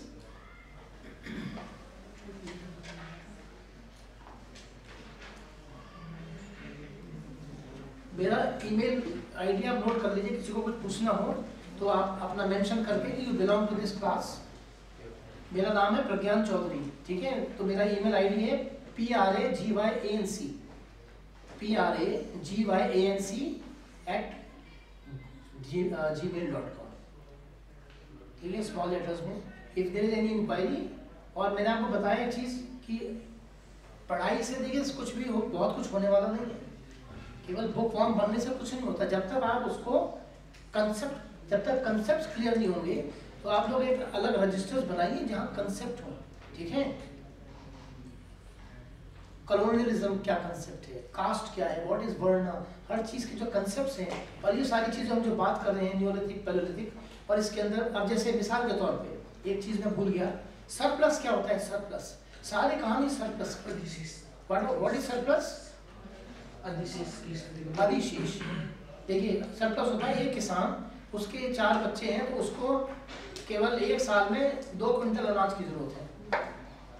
ठीक है, तो वो उतना ही पैदा करेगा जितनी उसकी जरूरत है। फालतू क्यों करेगा? लेकिन जब उसके दिमाग में ये आ गया कि मैं इस अनाज को किसी और को देखकर अनाज की जगह, गेहूं की जगह चावल खरीद सकता हूँ, गेहूं देख के कपास खरीद सकता हूँ, या किसी से कुछ और चीज खरीद सकता हूँ, तो अब वो अतिरिक्त उत्पादन करेगा। और सारी जो व्यापार है वो केवल इस सरप्लस पर डिपेंड है कि हम अपना कंज्यूम करने के बाद जो एक्स्ट्रा हम करते हैं और वो बेचते हैं, तो हमारे दिमाग में मार्केट होती है। या तो बाजार हो या फिर बार्टर सिस्टम हो। ठीक है ना, बार्टर से चलता है। दुनिया ऐसे अकेले सेल्फ सफिशिएंसी कहीं नहीं है। आप देखिए कुदरत ने सारी चीजें दी हैं सब जगह, पानी, हवा तो, धूप तो सब जगह है, लेकिन मेटल सारी दुनिया में नहीं है और नमक सारी दुनिया में नहीं है। 2 चीजें ऐसी हैं जो सबको चाहिए। जैसे धातु हर जगह नहीं है। अब यूपी में कहाँ है धातु? आपको लोहा तो भिलाई स्टील प्लांट से लाना पड़ेगा। सोना चाहिए तो आपको कोलार माइन से लाना पड़ेगा, कर्नाटक से। जबकि आप सब लोग यहाँ सोना चांदी, सबके पास गहने कहाँ से आए? कोई पूछा कहाँ से आए भाई? कोई चीज कहाँ पहुँचती है उसके फिर उस पर PhD हो जाएगी इस बात पे कि अगर यहाँ गोल्ड कॉइन निकला तो गोल्ड कहाँ से आया? यहाँ तो कहीं गोल्ड नहीं है। तो गोल्ड 2 ही तरह से आ सकता है, या तो आप व्यापार से प्रेम पूर्वक कुछ देकर ले आइए, या युद्ध करके छीन लीजिए। 2 ही तरीके हैं। तो या तो इसका मतलब अगर यहाँ गोल्ड है तो जहाँ गोल्ड की माइन है उनके साथ कोई रिलेशन होगा इनका, या तो उनके साथ व्यापार है, और या फिर इन्होंने युद्ध करके छीना है किसी से। तो इस तरह से हम ये देखते हैं कि सर्वाइवल के लिए मनुष्य ने क्या कुछ नहीं किया। उसने ये जो आप सिस्टम देख रहे हैं ना अपना, मैं कह रहा हूँ कि एक नमस्ते करना भी आपको किसी ने सिखाया है, ये बहुत बड़ी चीज है। अब यूँ तो किसी को ना नमस्ते करें, क्या कर लेगा हमारा बताइए? अगर आप मैं नमस्ते ना करें आप मुझे, तो मैं क्या करूँगा आप पर, आप क्या करेंगे मेरा? ठीक है, नमस्ते कहने का मतलब यही है कि अपने से बड़े को नमस्ते करें। जानवरों में क्या है, बड़ी मछली छोटी को खा जाती है। कोई भी बड़ा हमसे शक्तिशाली हमें खत्म कर देगा। अपनी जान बचाने के लिए हमें लोगों का रिगार्ड करना है, क्योंकि मनुष्य तो सब एक साथ रहते हैं ना। जानवर तो भागते हैं, जानवर इतने नजदीक नहीं रह सकते जैसे मनुष्य रहता है। आपके शत्रु भी आपके बराबर में रह रहे हैं। ठीक है, आपको शत्रुता भी निभानी है और मित्रता भी निभानी है। सारी जो हमारी सोशल नॉर्म्स हैं और सारा जो कल्चर है, एक एक चीज हमारी कुदरत ने और उसने डिसाइड करी।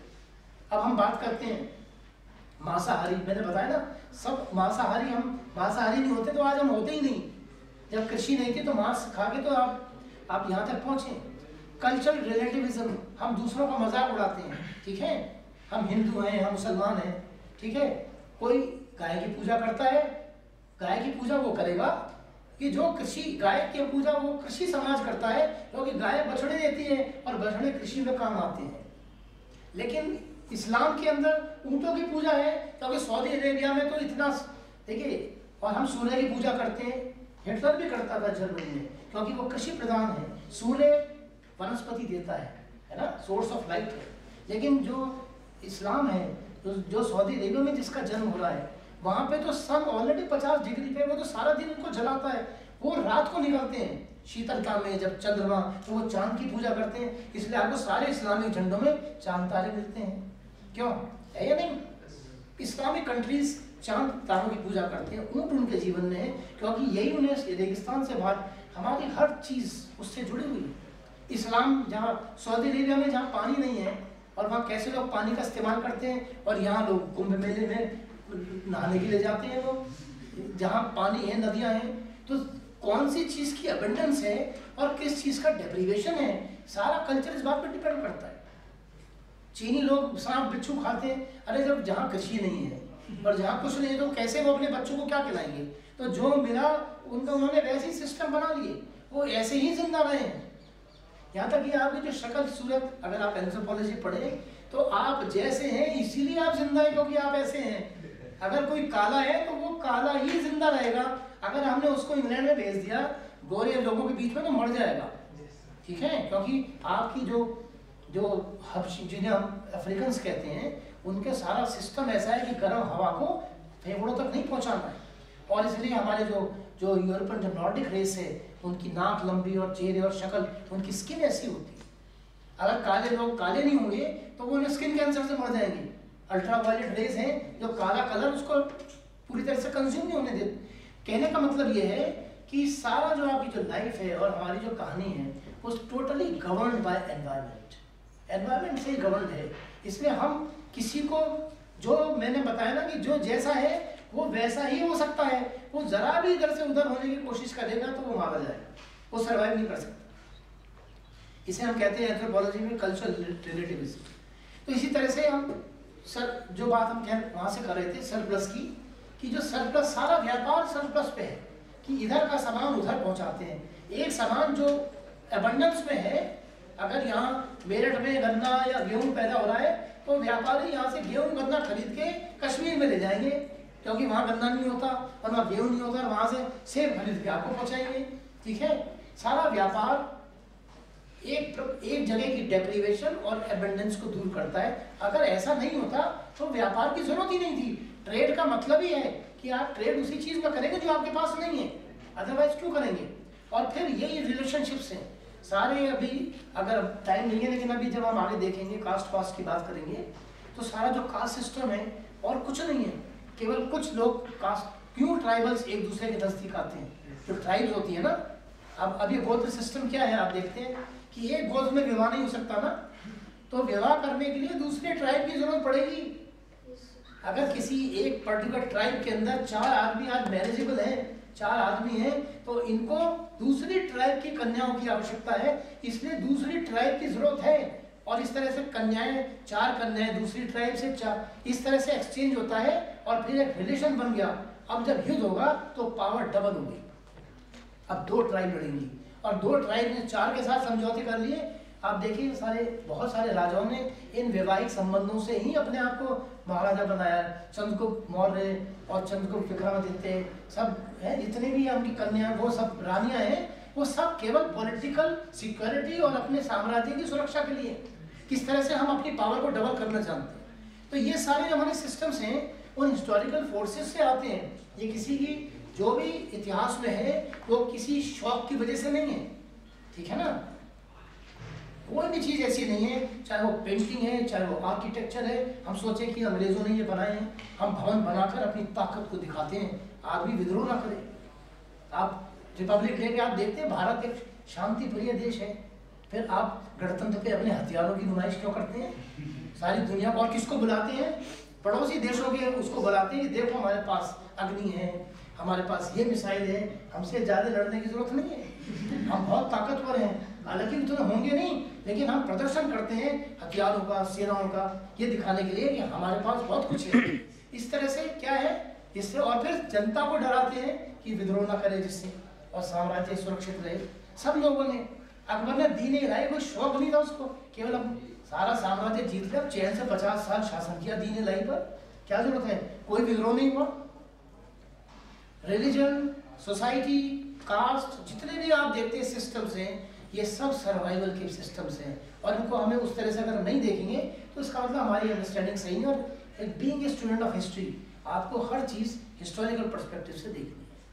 ठीक है, thank you very much, God bless you. Service sector, उसके बाद भी अभी हमको डेवलपिंग नेशन का ही दर्जा है, इसमें धीरे धीरे और जो स्ट्रक्चरल चेंजेस हैं वो आएंगे समय के साथ।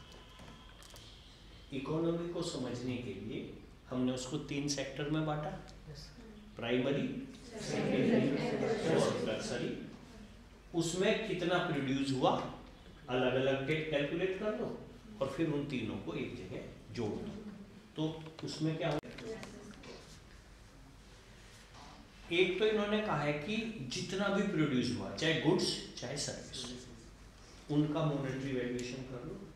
टेरिटरी के अंदर 1 साल का डुप्लीकेसी करना। डुप्लीकेसी नहीं करनी, कैसे कैलकुलेट करना है, छोटी सी अगर मैं बात करूं, जैसे पूरे देश के अंदर 100 यूनिट गेहूं पैदा हुआ, सही, ध्यान से सुन लेना, अभी मैं कुछ आगे बढ़ूंगा इसमें। कितना हुआ? 100 यूनिट का गेहूं हुआ। और इसमें से क्या हुआ, इसमें को छोड़ो, हमने फ्लोर मिल वालों से पूछा भाई देश में आटा हुआ प्रोड्यूस, उनके हाँ जी 60 यूनिट आटा प्रोड्यूस हुआ। ठीक है, आटा कितना प्रोड्यूस हुआ? 60 यूनिट। हमने बेकरी वाले से पूछा भाई कुछ और भी बना क्या, उनके जी बिस्किट बने, कितने की? 10 यूनिट। ठीक है, 10 कितने हो गए टोटल? 60 तो हो गया आटा, गेहूं को तो छोड़ दो, अभी नोट करो 100 यूनिट तो गेहूं है। इंडस्ट्री से पूछा, उसने कहा कि 60 यूनिट आटे की हुई।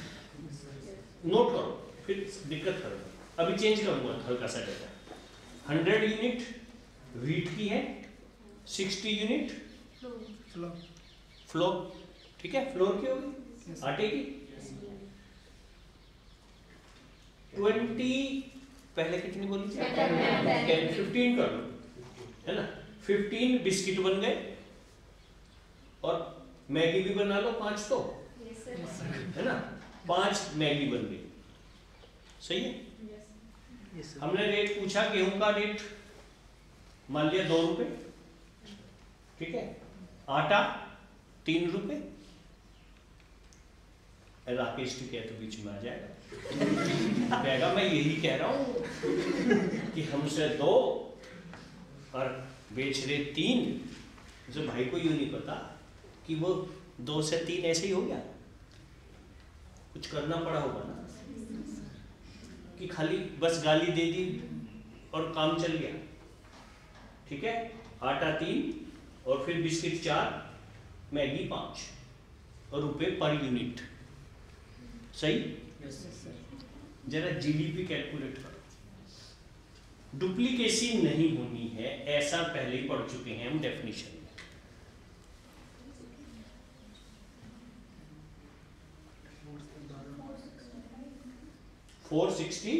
चलो निकालने दो, सब अपने अपने निकालें, इससे मत चलना जो पहले नंबर पे बता दिया इसने, ये तो निश्चित ही गलत है, इतनी स्पीड टक्कर लोगे देखने।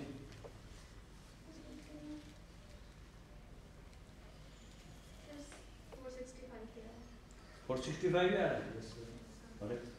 चलो मैं जोड़वाता हूँ, पीछे से शुरू करते हैं, लास्ट से शुरू करते हैं, है ना। मैगी 5 रुपए है ना पर यूनिट, और कितनी बनी?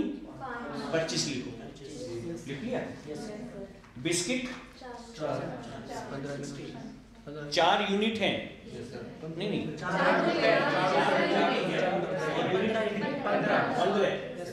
15 चौके 60 के हो गए बिस्किट, ठीक है। आटा 60 इंटू 3 180, ठीक है। तो ये हो गई हमारी 5, 15, 20 और 60। रुक तो जाओ 5 की तो मैगी बन गई, ये भी गेहूं से ही बनी है, हम ये मान के चल रहे हैं ना। 5 और 15 20 और 60 80, प्योर गेहूं के रूप में कितना प्रोड्यूस हुआ? 80।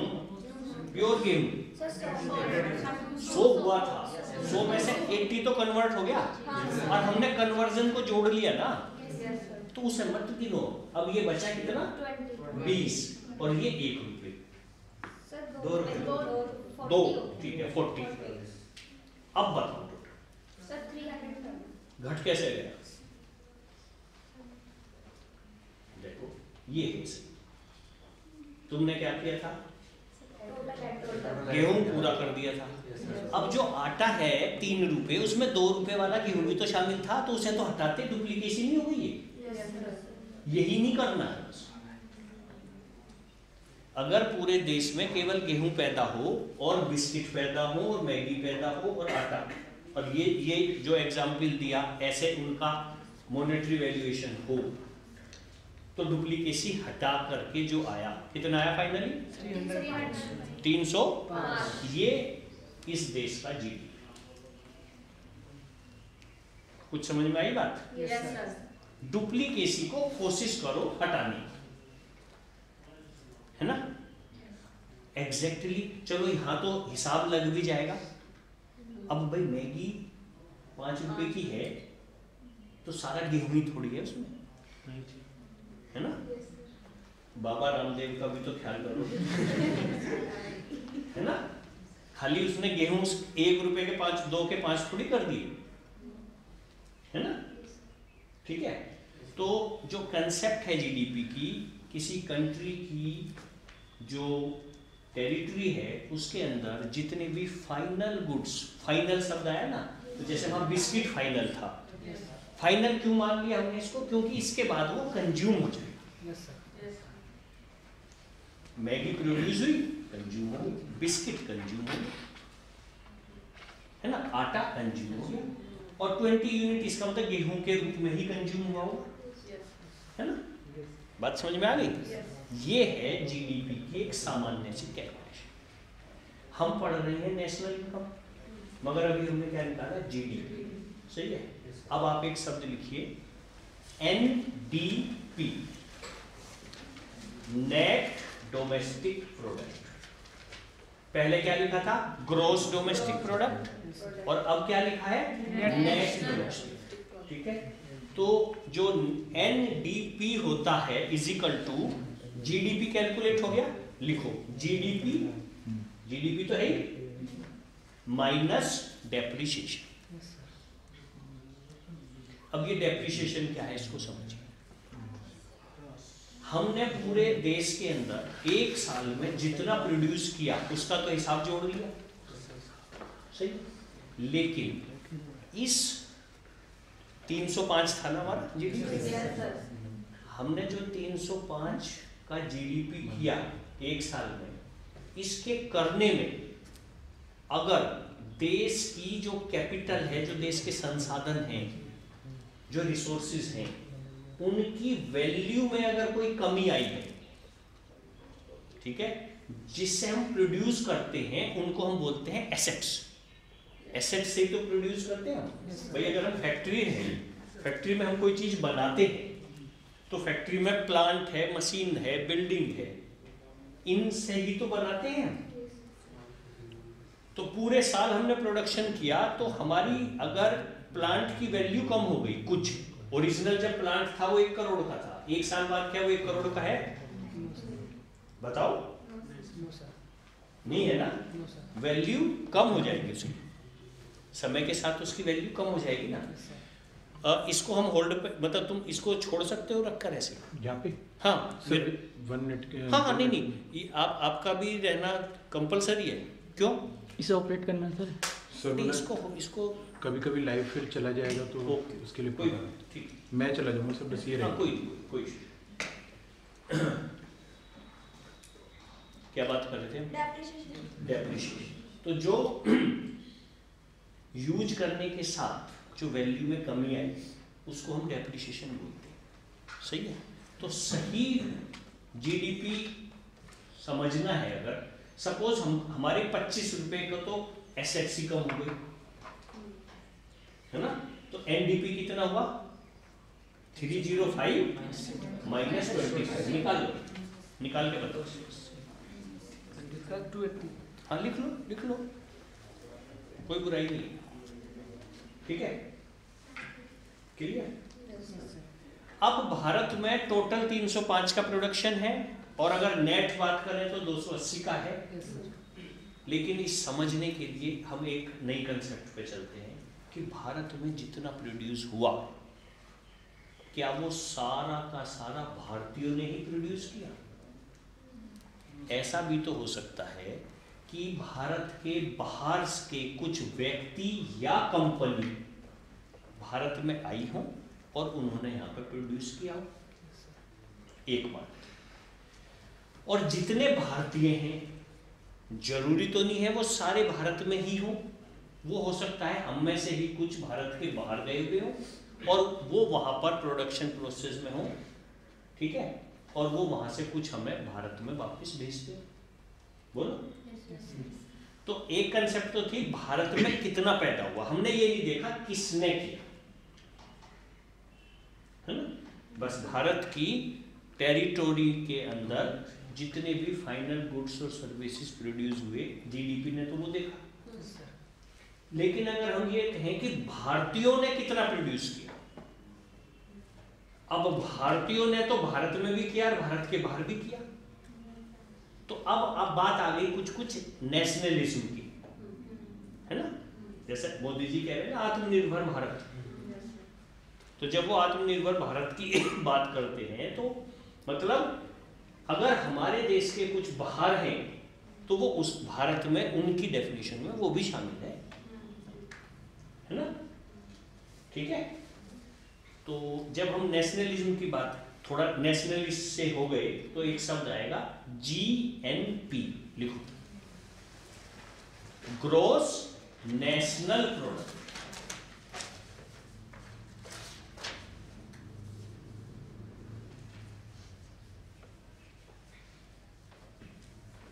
अब जीएनपी क्या होता है? इज इक्वल टू, बराबर का चिन्ह लगाओ, जीडीपी तो रख ही लो, वो तो हमने शुरू में कैलकुलेट कर ही लिया था 305, है ना। अब आगे जो भी करेंगे ना हम दोबारा से गिनने नहीं बैठने के, जीडीपी में ही प्लस माइनस कुछ छेड़खानी वही करते रहे।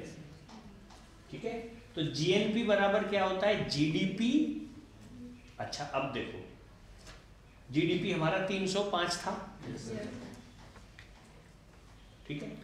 अब अगर ये पता चला कि इसमें 55 रुपए का सामान तो किसी विदेशी कंपनी ने बनाया, ठीक है, और वो इस इनकम को भारत से बाहर ले गई, ठीक है, तो भारतीयों का कितना है? फिर 55 को घटाओगे तो माइनस आउट गोइंग इनकम।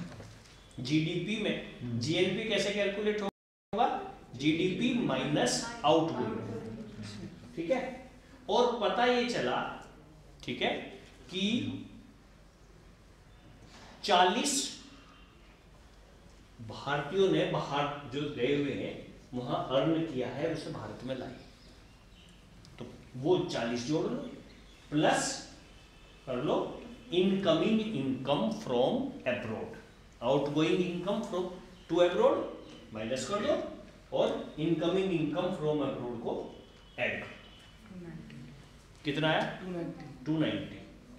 और यहां भी एक कंसेप्ट हो गई, जिस देश का जीडीपी ज्यादा हो और जीएनपी कम हो, समझ लो वो अभी उतना डेवलप नहीं हुआ है ना, ठीक है। यानी एक्सपोर्ट इंपोर्ट में वो अभी निगेटिव बेनिफिट में है। हमारे कहीं ना कहीं जो अर्निंग है, हमारे यहां से अर्निंग बाहर ज्यादा जा रही है और बाहर से कम आ रही है। और देश की इस समय कंट्री हम इसी स्टेज पे हैं, और अगर किसी डेवलप्ड नेशन की देखें, हम अमेरिका की देखेंगे, तो पता चलेगा कि उसका जीएनपी ज़्यादा है और जीडीपी कम है, क्योंकि वो सारा अपने ही नहीं प्रोड्यूस कर रहा हो, तो दुनिया में प्रोड्यूस कर रहा है, वहां से ला रहा है। समझ में आ गई ना बात? ये इसी वजह से मैंने इसको कम किया जीएनपी को, क्योंकि हम इस स्टेज में हैं अभी। और ये जो पूरा अभियान है ना आत्मनिर्भर भारत, ये इसी पलटने का है। मेक इन इंडिया की जो पूरी कंसेप्ट है ना, वो इसी कंसेप्ट कि हमको अपना यहाँ पर पहले तो जीडीपी बढ़ाना है, और फिर जब आत्मनिर्भर की हम बात कर रहे हैं तो फिर हम ही कर रहे हैं उस काम को। भले ही शुरू में हम दूसरों की हेल्प लें, लेकिन अल्टीमेटली हमें खुद को ही ग्रो करना है।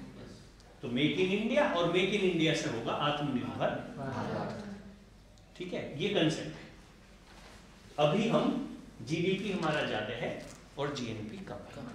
अब एक शब्द लिखिए एनएनपी, नेट नेशनल प्रोडक्ट।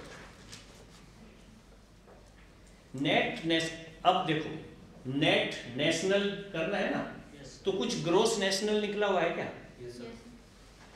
कौन से नंबर पे? थर्ड। ग्रोस नेशनल तो थर्ड पे ही है। जीएनपी निकला हुआ है ना, तो एनएनपी के लिए क्या करना है? जीएनपी से शुरू कर लो। क्या करें बताओ,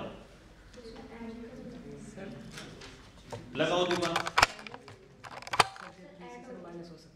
डेप्रिसिएशन माइनस होते ही काम बन जाएगा। ग्रोथ से नेट होने में तो डेप्रिसिएशन ही घटता है। ठीक है, तो एनएनपी क्या हो गया? GNP minus depreciation. आई कुछ बात समझ में? ठीक है, और पढ़ा क्या रहे हैं? और नेशनल इनकम का कहीं जिक्र नहीं हो रहा अब तक, है ना? जैसे कोई पूछे कि आपके पिताजी क्या कर रहे हैं, तो मेरे पिताजी अजी पूछो मत। मेरे पिताजी सारा घर उन्हीं के जिम्मे है ना। चाचा तो हमारा कुछ करता ही नहीं, ताऊ जी हमारे कुछ नहीं करते, बुआ की शादी तो हमारे ही पापा। भाई तो असली बात नहीं बताता जो तेरे से पूछा, है ना? ऐसा नहीं है वो झूठ बोल रहा है, बात वो सारी सही कह रहा है ना? पीढ़ी में ना बस ऐसा जो पूछा ना बस उतना ही बता देना, और चक्कर में मत पड़ना, ज्यादा दिमाग नहीं लगाना। वहां जितना पूछा है उसी का सही आंसर। कभी बहुत दिमाग लगाने लगे। ठीक है, अब ये एनएनपी आ गया। इसमें बिना कहे एक शब्द अपनी तरफ से जोड़ लो, ये मार्केट प्राइस पे। ये जो अभी निकाला ना हमने, कितना आया? डेप्रिसिएशन उतना ही मान लो जितना था। कितना था? 25 था। तो एनएनपी कितना हुआ हमारा? 265 290 था ना पहले? 265। हाँ भाई, इतना ही हुआ ना?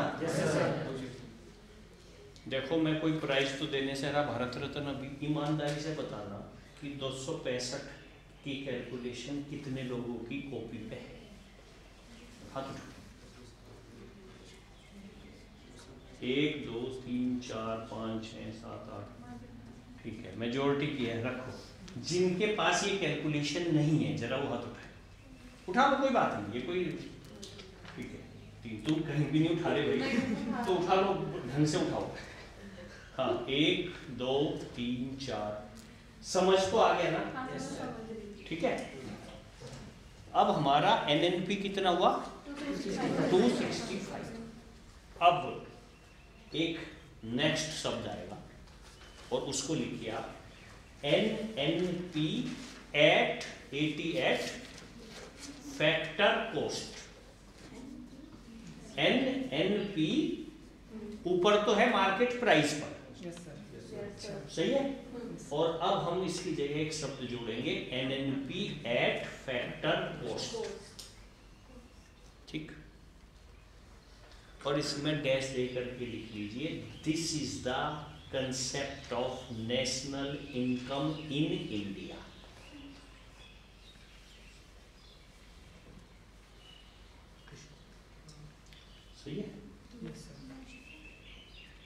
भारत में अगर हम राष्ट्रीय आय की बात करें तो हम basically net national product at factor cost, इसको चाहो तो हिंदी में भी लिख लो, शुद्ध राष्ट्रीय उत्पाद साधन लागत पर,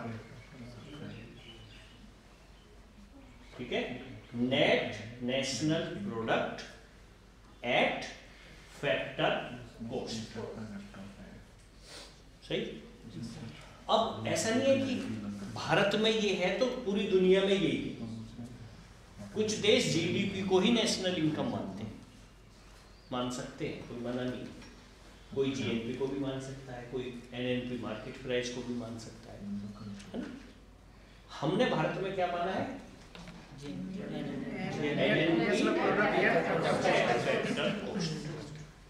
अब एनएनपी तक तो क्लियर है। अब क्या बचा? बस ये समझ में अगर आ गया तो फिर ही निकल गया, है ना। एक सवाल तो आएगा ही, ठीक है।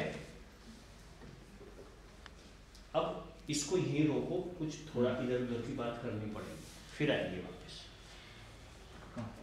है ना। इधर उधर की मतलब ये नहीं कि बाहर निकल रहे हैं, चल रहे हैं, कुछ पिक्चर की बात करेंगे सब्जेक्ट की। देखो एक शब्द आप लिखिए, मीन्स ऑफ प्रोडक्शन, मीन्स या फैक्टर्स ऑफ प्रोडक्शन, ठीक है। Factors of production. इकोनॉमिक्स के अंदर हम ये मानते हैं कि जो भी चीज प्रोड्यूस होती है तो उसके कुछ कारक हैं, फैक्टर्स हैं। और मोटे तौर पर हम क्या मानते हैं? लैंड, लेबर और कैपिटल। लिखो, क्रम में लिखना, लैंड, लेबर और कैपिटल, ये उत्पादन के साधन हैं। अगर आपको प्रोड्यूस करना है तो आपके पास लैंड होनी चाहिए, लेबर होनी चाहिए और कैपिटल, है ना। इन तीनों के कॉम्बिनेशन से प्रोड्यूस होती हैं चीजें, है ना। ठीक? और ये तीनों अलग अलग हैं,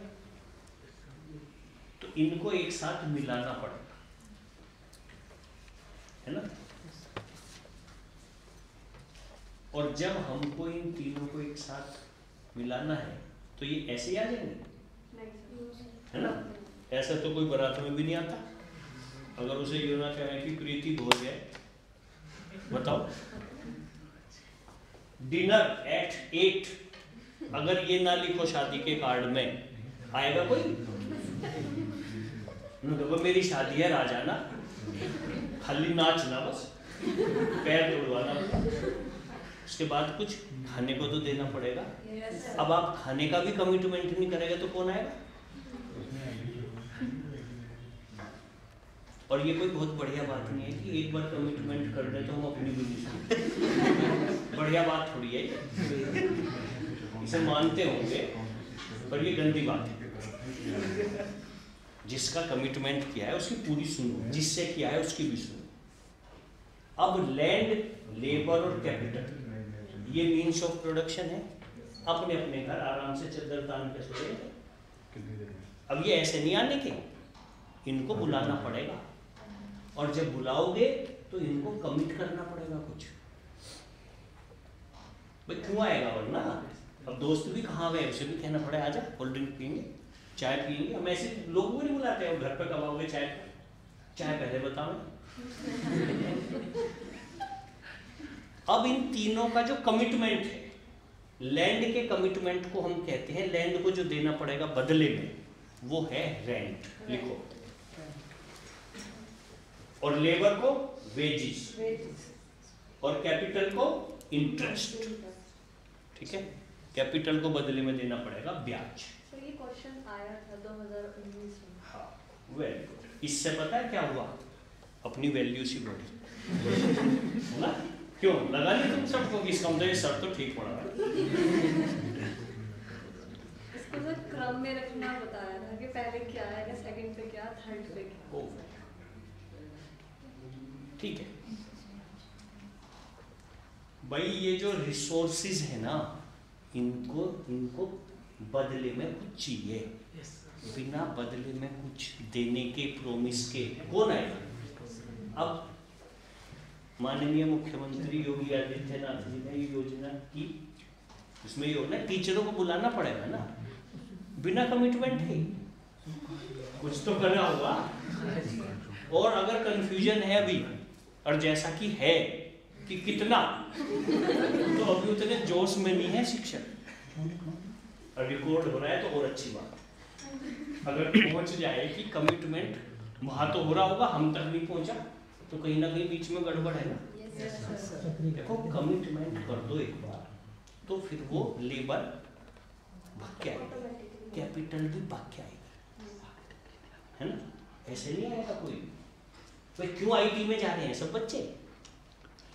आईटी कंपनियों में क्यों भाग रहे हैं? क्यों बीटेक सीएस कर रहे हैं? क्योंकि वहां उनको लग रहा है कि वहां ज्यादा रिटर्न मिलेगा। जहां पर रिटर्न ज्यादा मिलेगा भैया लेबर तो वहां जाएगी ना, ये वहां पर उसको ज्यादा रिटर्न होने की उम्मीद होगी। ऐसे क्यों आएगी कैपिटल? आप देख रहे हैं ना, भारत में एफडीआई बढ़ रहा है ना, वैसे ही बढ़ रहा है खामखा। कोई फूफा जी थोड़ी है दूसरे देश हमारे कि फूफा जी हमारे यहाँ पैसा लगा रहे। भैया बिजनेसमैन है वो भी, उन्हें भारत में अगर पैसा लगाने पर ज्यादा रिटर्न की उम्मीद होगी तो ही तो लगाएंगे। और जिस दिन उनको लगेगा कि भारत में पैसा लगाना उतना प्रॉफिटेबल नहीं है, निकल जाएंगे। आज दुनिया में चाइना से विड्रॉ हो रहा है ना, कैपिटल का ही तो हो रहा है वो। और बस मोदी जी इसी काम में लगे कि वो अपने को पास के पास हमारे आ जा, क्यों इधर उधर धक्के खा। तो चाइना से निकल और दिल्ली आ, यही तो पूरा प्रोजेक्ट चल रहा है इस समय। अब उसके लिए पूरी मार्केटिंग चली रही है, करनी पड़ेगी और उनको कमिट भी करना पड़ेगा। अब जो आदमी इन तीनों रिसोर्सेज को मिलाता है, ठीक है, उसको कहते हैं हम इंटरप्रेन्योर, और उस काबिलियत को कहते हैं इंटरप्रेन्योरशिप, जो कि चौथा फैक्टर ऑफ प्रोडक्शन है। लिखो, फोर्थ हो गया इंटरप्रेन्योरशिप, ठीक है, जिसको हम हिंदी में कहते हैं उद्यमी। कहते हैं नहीं कि इंडस्ट्रियलिस्ट, उद्यमी, वो क्या करता है? उद्यमिता करता है, इंटरप्रेन्योरशिप। अब एक बात बताओ, उसने कमिट कर दिया लैंड से कि तुम्हें हम ये देंगे, लेबर से भी कमिट कर दिया, कैपिटल से भी कमिट कर दिया, किसी उम्मीद भी तो किया है कि मैं इन तीनों को मिलाकर जो प्रोड्यूस करूंगा उसकी ये तो कॉस्ट हो गई। जो लैंड को देना है वो इंटरप्रेन्योर के लिए कॉस्ट हो गई ना, जो लेबर को देना है वो कॉस्ट हो गई, जो कैपिटल को देना है ब्याज वो उसकी कॉस्ट हो गई ना। वो किस उम्मीद में इन्हें मिलाए बैठा है? ऐसे ही थोड़ी, उसको ये उम्मीद है कि, और उसे ये उम्मीद ही नहीं, उसे ये विश्वास है, उसे अपनी योग्यता पर ये विश्वास है। इसलिए उद्योगपतियों को गाली दे दो खाली खड़े होकर के, उससे काम नहीं चलेगा।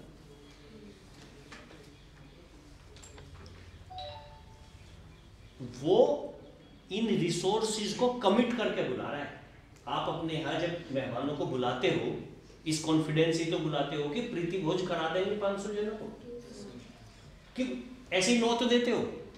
घर में बर्गर पे आ रहे 4 ही पैकेट और बुला रखे 100।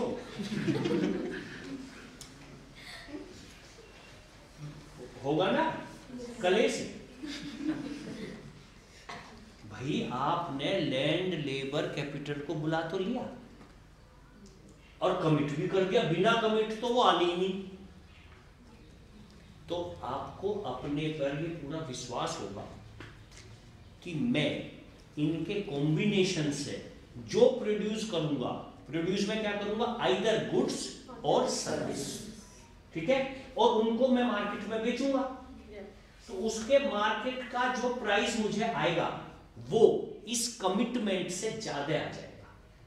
यही तो मुझे विश्वास है। यही मुझे उम्मीद है। ठीक है, तो जो मेरी कॉस्ट है उससे ज्यादा प्राइस पर मैं अपने प्रोड्यूस को बेच दूंगा और बीच में मुझे बदले में क्या मिलेगा? प्रॉफिट। तो एंटरप्रेन्योरशिप का जो रिवार्ड है वो है प्रॉफिट।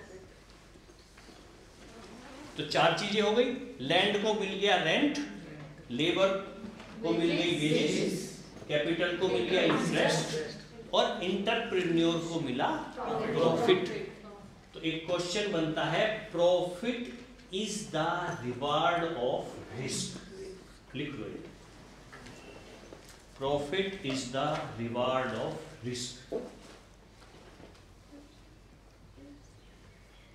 भाई उसने रिस्क लिया ना? Yes sir. क्योंकि अगर जो उसने प्रोड्यूस किया वो ना बिक पाता या उतने में ना बिकता जितने की कॉस्ट है, प्रॉफिट ना होता तो भी कमिटमेंट तो पूरा होना था ना, बोला? तो उसे लॉस होता और वो फ्यूचर को देख रहा है, ये उसका रिस्क है। यही अनसर्टेनिटी, अनसर्टेनिटी ही तो रिस्क है। सर्टेनिटी कहीं का रिस्क, अगर चीजें सर्टेन है तब कहीं का रिस्क, अनसर्टेनिटी ही रिस्क है। और वो एंटरप्रेन्योर क्या होता है? अनसर्टेनिटी में ही घूमता है। तो इसलिए इतनी गाली मत दो उसे। और ये जो देश में ट्रेंड सा अभी पिछले कुछ दिन से राहुल गांधी ने मचा रखा है ना कि उद्योगपतियों को गाली दो, और जरा से उन्होंने कहा कि ठीक है बेटा, मेरे पे तो इतना है कि इस जन्म को भी जरूरत नहीं और अगले को भी नहीं जरूरत मुझे तो, और मेरे जितने हैं और मैं कल से काम बंद, पता चल जाएगा। और वो तो समझदार है ना, वो ये काम नहीं करेगा, गाली खाएगा मगर अपना काम कर। फिर ये योजनाएं कहां से चलेंगी? कोई सी भी योजना हो भाई टैक्स से ही तो चल रही है। हम सरकार से अपेक्षा तो बहुत कर रहे हैं कि सरकार ये भी करे ये भी करे, तो वो करेगी कहां से? वो हमसे ही लेगी, हम पर ही करेगी बस। ये गवर्नमेंट की समझदारी है, यही गवर्नेंस है। हम अब रहने दो, अब तो ये एंड होने वाला है, अगले लेक्चर में बैठे, ठीक है? कि उसको ये बात पता हो कि मुझे कहां से लेना है, और यही प्रिंसिपल्स ऑफ टैक्सेशन है। क्योंकि जब कर लेंगे तो सैक्रिफाइस करना पड़ेगा, और सैक्रिफाइस में होता है त्याग, में होता है दुख, बर्डन, है ना? तो जब टैक्स लें तो ऐसे लें, छिपा छिपा के लें, उसे पता ही ना चले, पता चले तो बोझ कम लगे, है ना? ठीक है, यही टैक्सेशन है। जैसे ये मोबाइल मान लिया 25,000 रुपये जैसे गए थे, कितने का है? 25 का है, 25 दे। ये दिमाग में है कि मोबाइल है ही 25 का, और अगर इसकी बाइफर्केशन पता चल गई तो इस पर 8,000 एक्साइज ड्यूटी है, मुझे बड़ा दुख सा होगा यार, बढ़ कर इस पर तो है तो 17 का, ये तो सरकार ने मारे भाई। जैसे हम पेट्रोल डलवा रहे हैं, हमें पता है कि भाई 80 रुपये है, 90 जो भी है चल के आ जाए, और जो उसका किसी दिन बाइफर्केशन पता चल गया ना कि ये 90 क्यों, तो बहुत दुख सा होगा। तो इनडायरेक्ट टैक्स की कंसेप्ट ये कि उसको इनडायरेक्टली, डायरेक्ट लोगे तो दुख होगा, आपको पता भी नहीं चलता और सरकार का काम भी होगा। और जो इनकम टैक्स है वो तो डायरेक्टली है ना, और उस पर जोड़ पड़ेगी, तो उसमें कौन, उसमें भी वो क्या करेगी, जोड़ तो पड़े पर ऐसे लो कि कम पड़े। जैसे खून तो लेना, उसे लिटा के और सुई लगाते हुए थोड़ा कम दर्द हो, तो अब जैसे हमारी सैलरी है, अब सबको पता है, मान लिया कि भाई सही वाली बता दूं, मान लिया कि चलो 2 लाख रुपए है ना, तो मान ली पीसीएस में तो देखो एक बात समझ लो, वैसे ये कमेंट रिकॉर्डेड हो रहा है बट ये है सच्चाई कि पीसीएस और आईएएस में तनख्वाह तो हमसे कम है 100-200 सच में।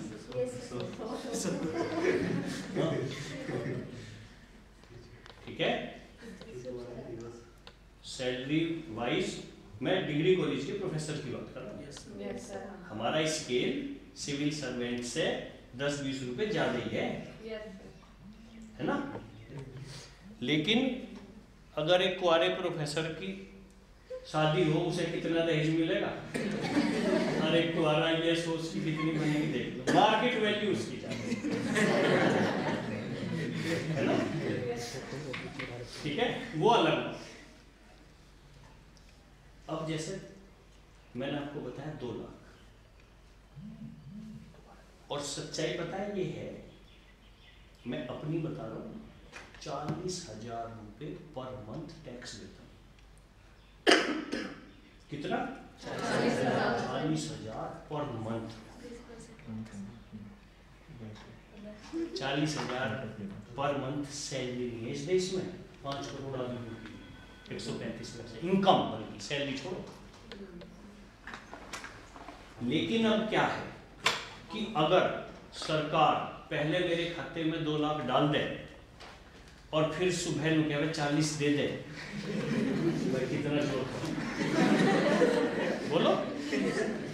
वो क्या करती है, पहले 40 काट के दे रही है 160, मन में है 2 लाख, आती 160, वो 160 भी पूरी नहीं आती। उसमें पता चला 15,000 रुपये प्रोविडेंट फंड में कट गए हैं मेरे, बाद में मिलेंगे मगर अभी नहीं मिले। ठीक है, कोई ग्रुप इंश्योरेंस है उसमें काट लिए पहले से ही कुछ ग्रेजुएटी में, उसे पता है एक बार इसे दे दिया फिर ये सारे उड़ा देगा, और जब बूढ़ा हो जाएगा फिर घासना शुरू करेगा, फिर कहेगा सरकार का इंतजाम ही नहीं है, सरकारी अस्पतालों में बताओ सुविधा नहीं, इसे फिर वहां फ्री में डॉक्टर देना। तो इसके पैसे कुछ इसे कहा कि भैया अभी बचा के चल, ये तेरे बुढ़ापे में काम आएंगे, तो फिर हमारी जान को तो नहीं अटके, क्योंकि वेलफेयर स्टेट है। वेलफेयर स्टेट में सरकार, आप देखिए ना, 2 आदमियों का एक्सीडेंट हुआ, अपनी गलती से हुआ, और काम किसका बढ़ता है देखो। और हम कहे क्या कर रही पुलिस है, आई नहीं, बस तू क्या कर रहा था, तू क्यों लेटे पड़े हो सड़क, तुझे कोई नहीं पूछ रहा, तो पुलिस नहीं आई, आधा घंटा हो गया, क्यों आ रहा है? तूने फोन करा था कि मैं टक्कर मारूंगा, तब तो हम कहेंगे भाई तुझे, तू क्यों नहीं आई। लेकिन वेलफेयर स्टेट में हम सरकार से ये अपेक्षा कर रहे हैं कि वो न केवल आए, एम्बुलेंस भी आए, फिर अस्पताल में हो और वहां डॉक्टर भी मिले, दवाई भी मिले, और घर वालों को पता भी नहीं कि मेरा लाल क्या खिला। तो ये जो सड़क पे ये जो काम है, सरकार की जिम्मेदारी जो डाल रखी है, ये सरकार ऐसी पूरा कर देगी। टैक्स तो लेने पड़ेंगे ना, तो टैक्स लेते समय ऐसे लेगी, या तो मतलब सैक्रिफाइस कम, फ्लेक्सिबल है ना, कैपिटल भी वहीं जाएगी, उससे कम हो ऐसा फील हो, और जिस समय एक्सपेंडिचर हो। अब जैसे ये कोचिंग, अब अगर यहाँ पर कोई बहुत बड़े पैसे वालों का बच्चा है और बाजार में 10,000 रुपए की कोचिंग है सपोज, हमने उसे, जिसके करोड़ों अरबों रुपए की इनकम है, उसके बच्चे को हमने 10,000 रुपए दे भी दिए, तो उसे उतना मजा नहीं आएगा। और किसी जिसके पास रिसोर्सेज कम हैं, उसको अगर 10,000 का बेनिफिट हो गया, तो है तो दोनों स्थिति में 10,000 ही, मगर यूटिलिटी किसके लिए ज्यादा है? जिसके पास रिसोर्सेज कमजोर है। और हम है वेलफेयर स्टेट, हमें मैक्सिमाइज करना है। खर्चा करते समय में देखें जहां सबसे ज्यादा फायदा, maximum benefit for maximum population. लेते समय जो सेक्रीफाइस है वो कम से कम फील हो, और जब हम उसको एक्सपेंडिचर करें तो वहां पर मैक्सिमाइजेशन हो बेनिफिट का।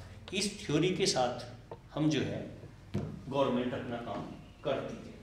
तो ये जो फैक्टर कॉस्ट आई ना, इन्हें फटाफट 1.5 मिनट में खत्म करते हैं क्योंकि एंड करना है।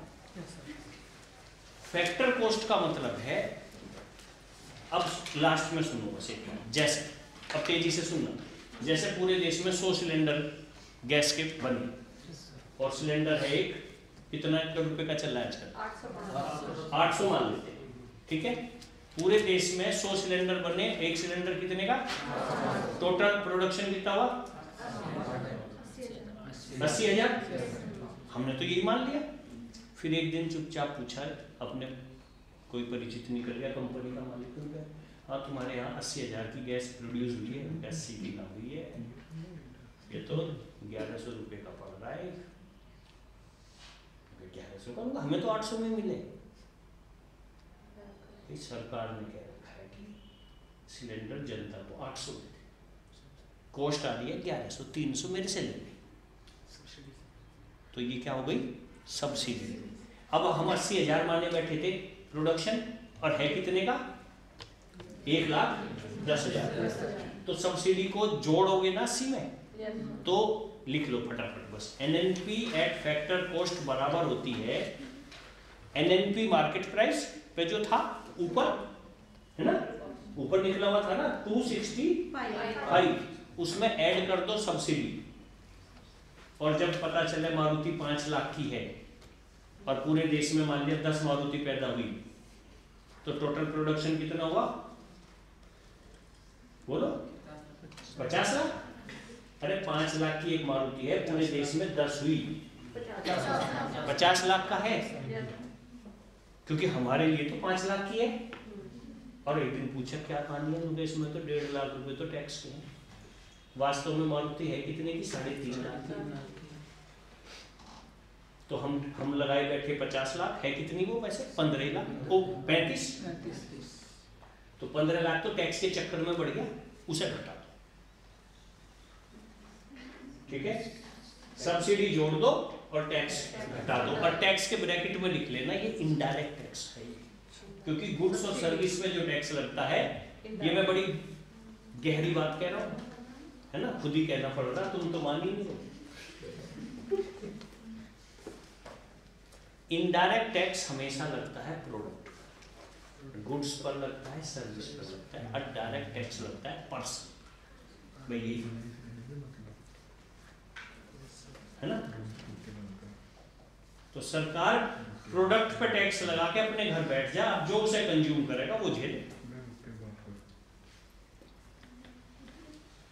अब गरीब का कंजम्पशन कम, तो गरीब टैक्स भी कम दे रहा है, अमीर का कंजम्पशन ज्यादा, तो टैक्स भी ज्यादा देगा। तो अमीर एक तो भार ज्यादा देगा, एक उस पर टैक्स लगा हुआ है डायरेक्ट टैक्स, और फिर वो खाएगा गाली, जिन्हें अपराध हो गया।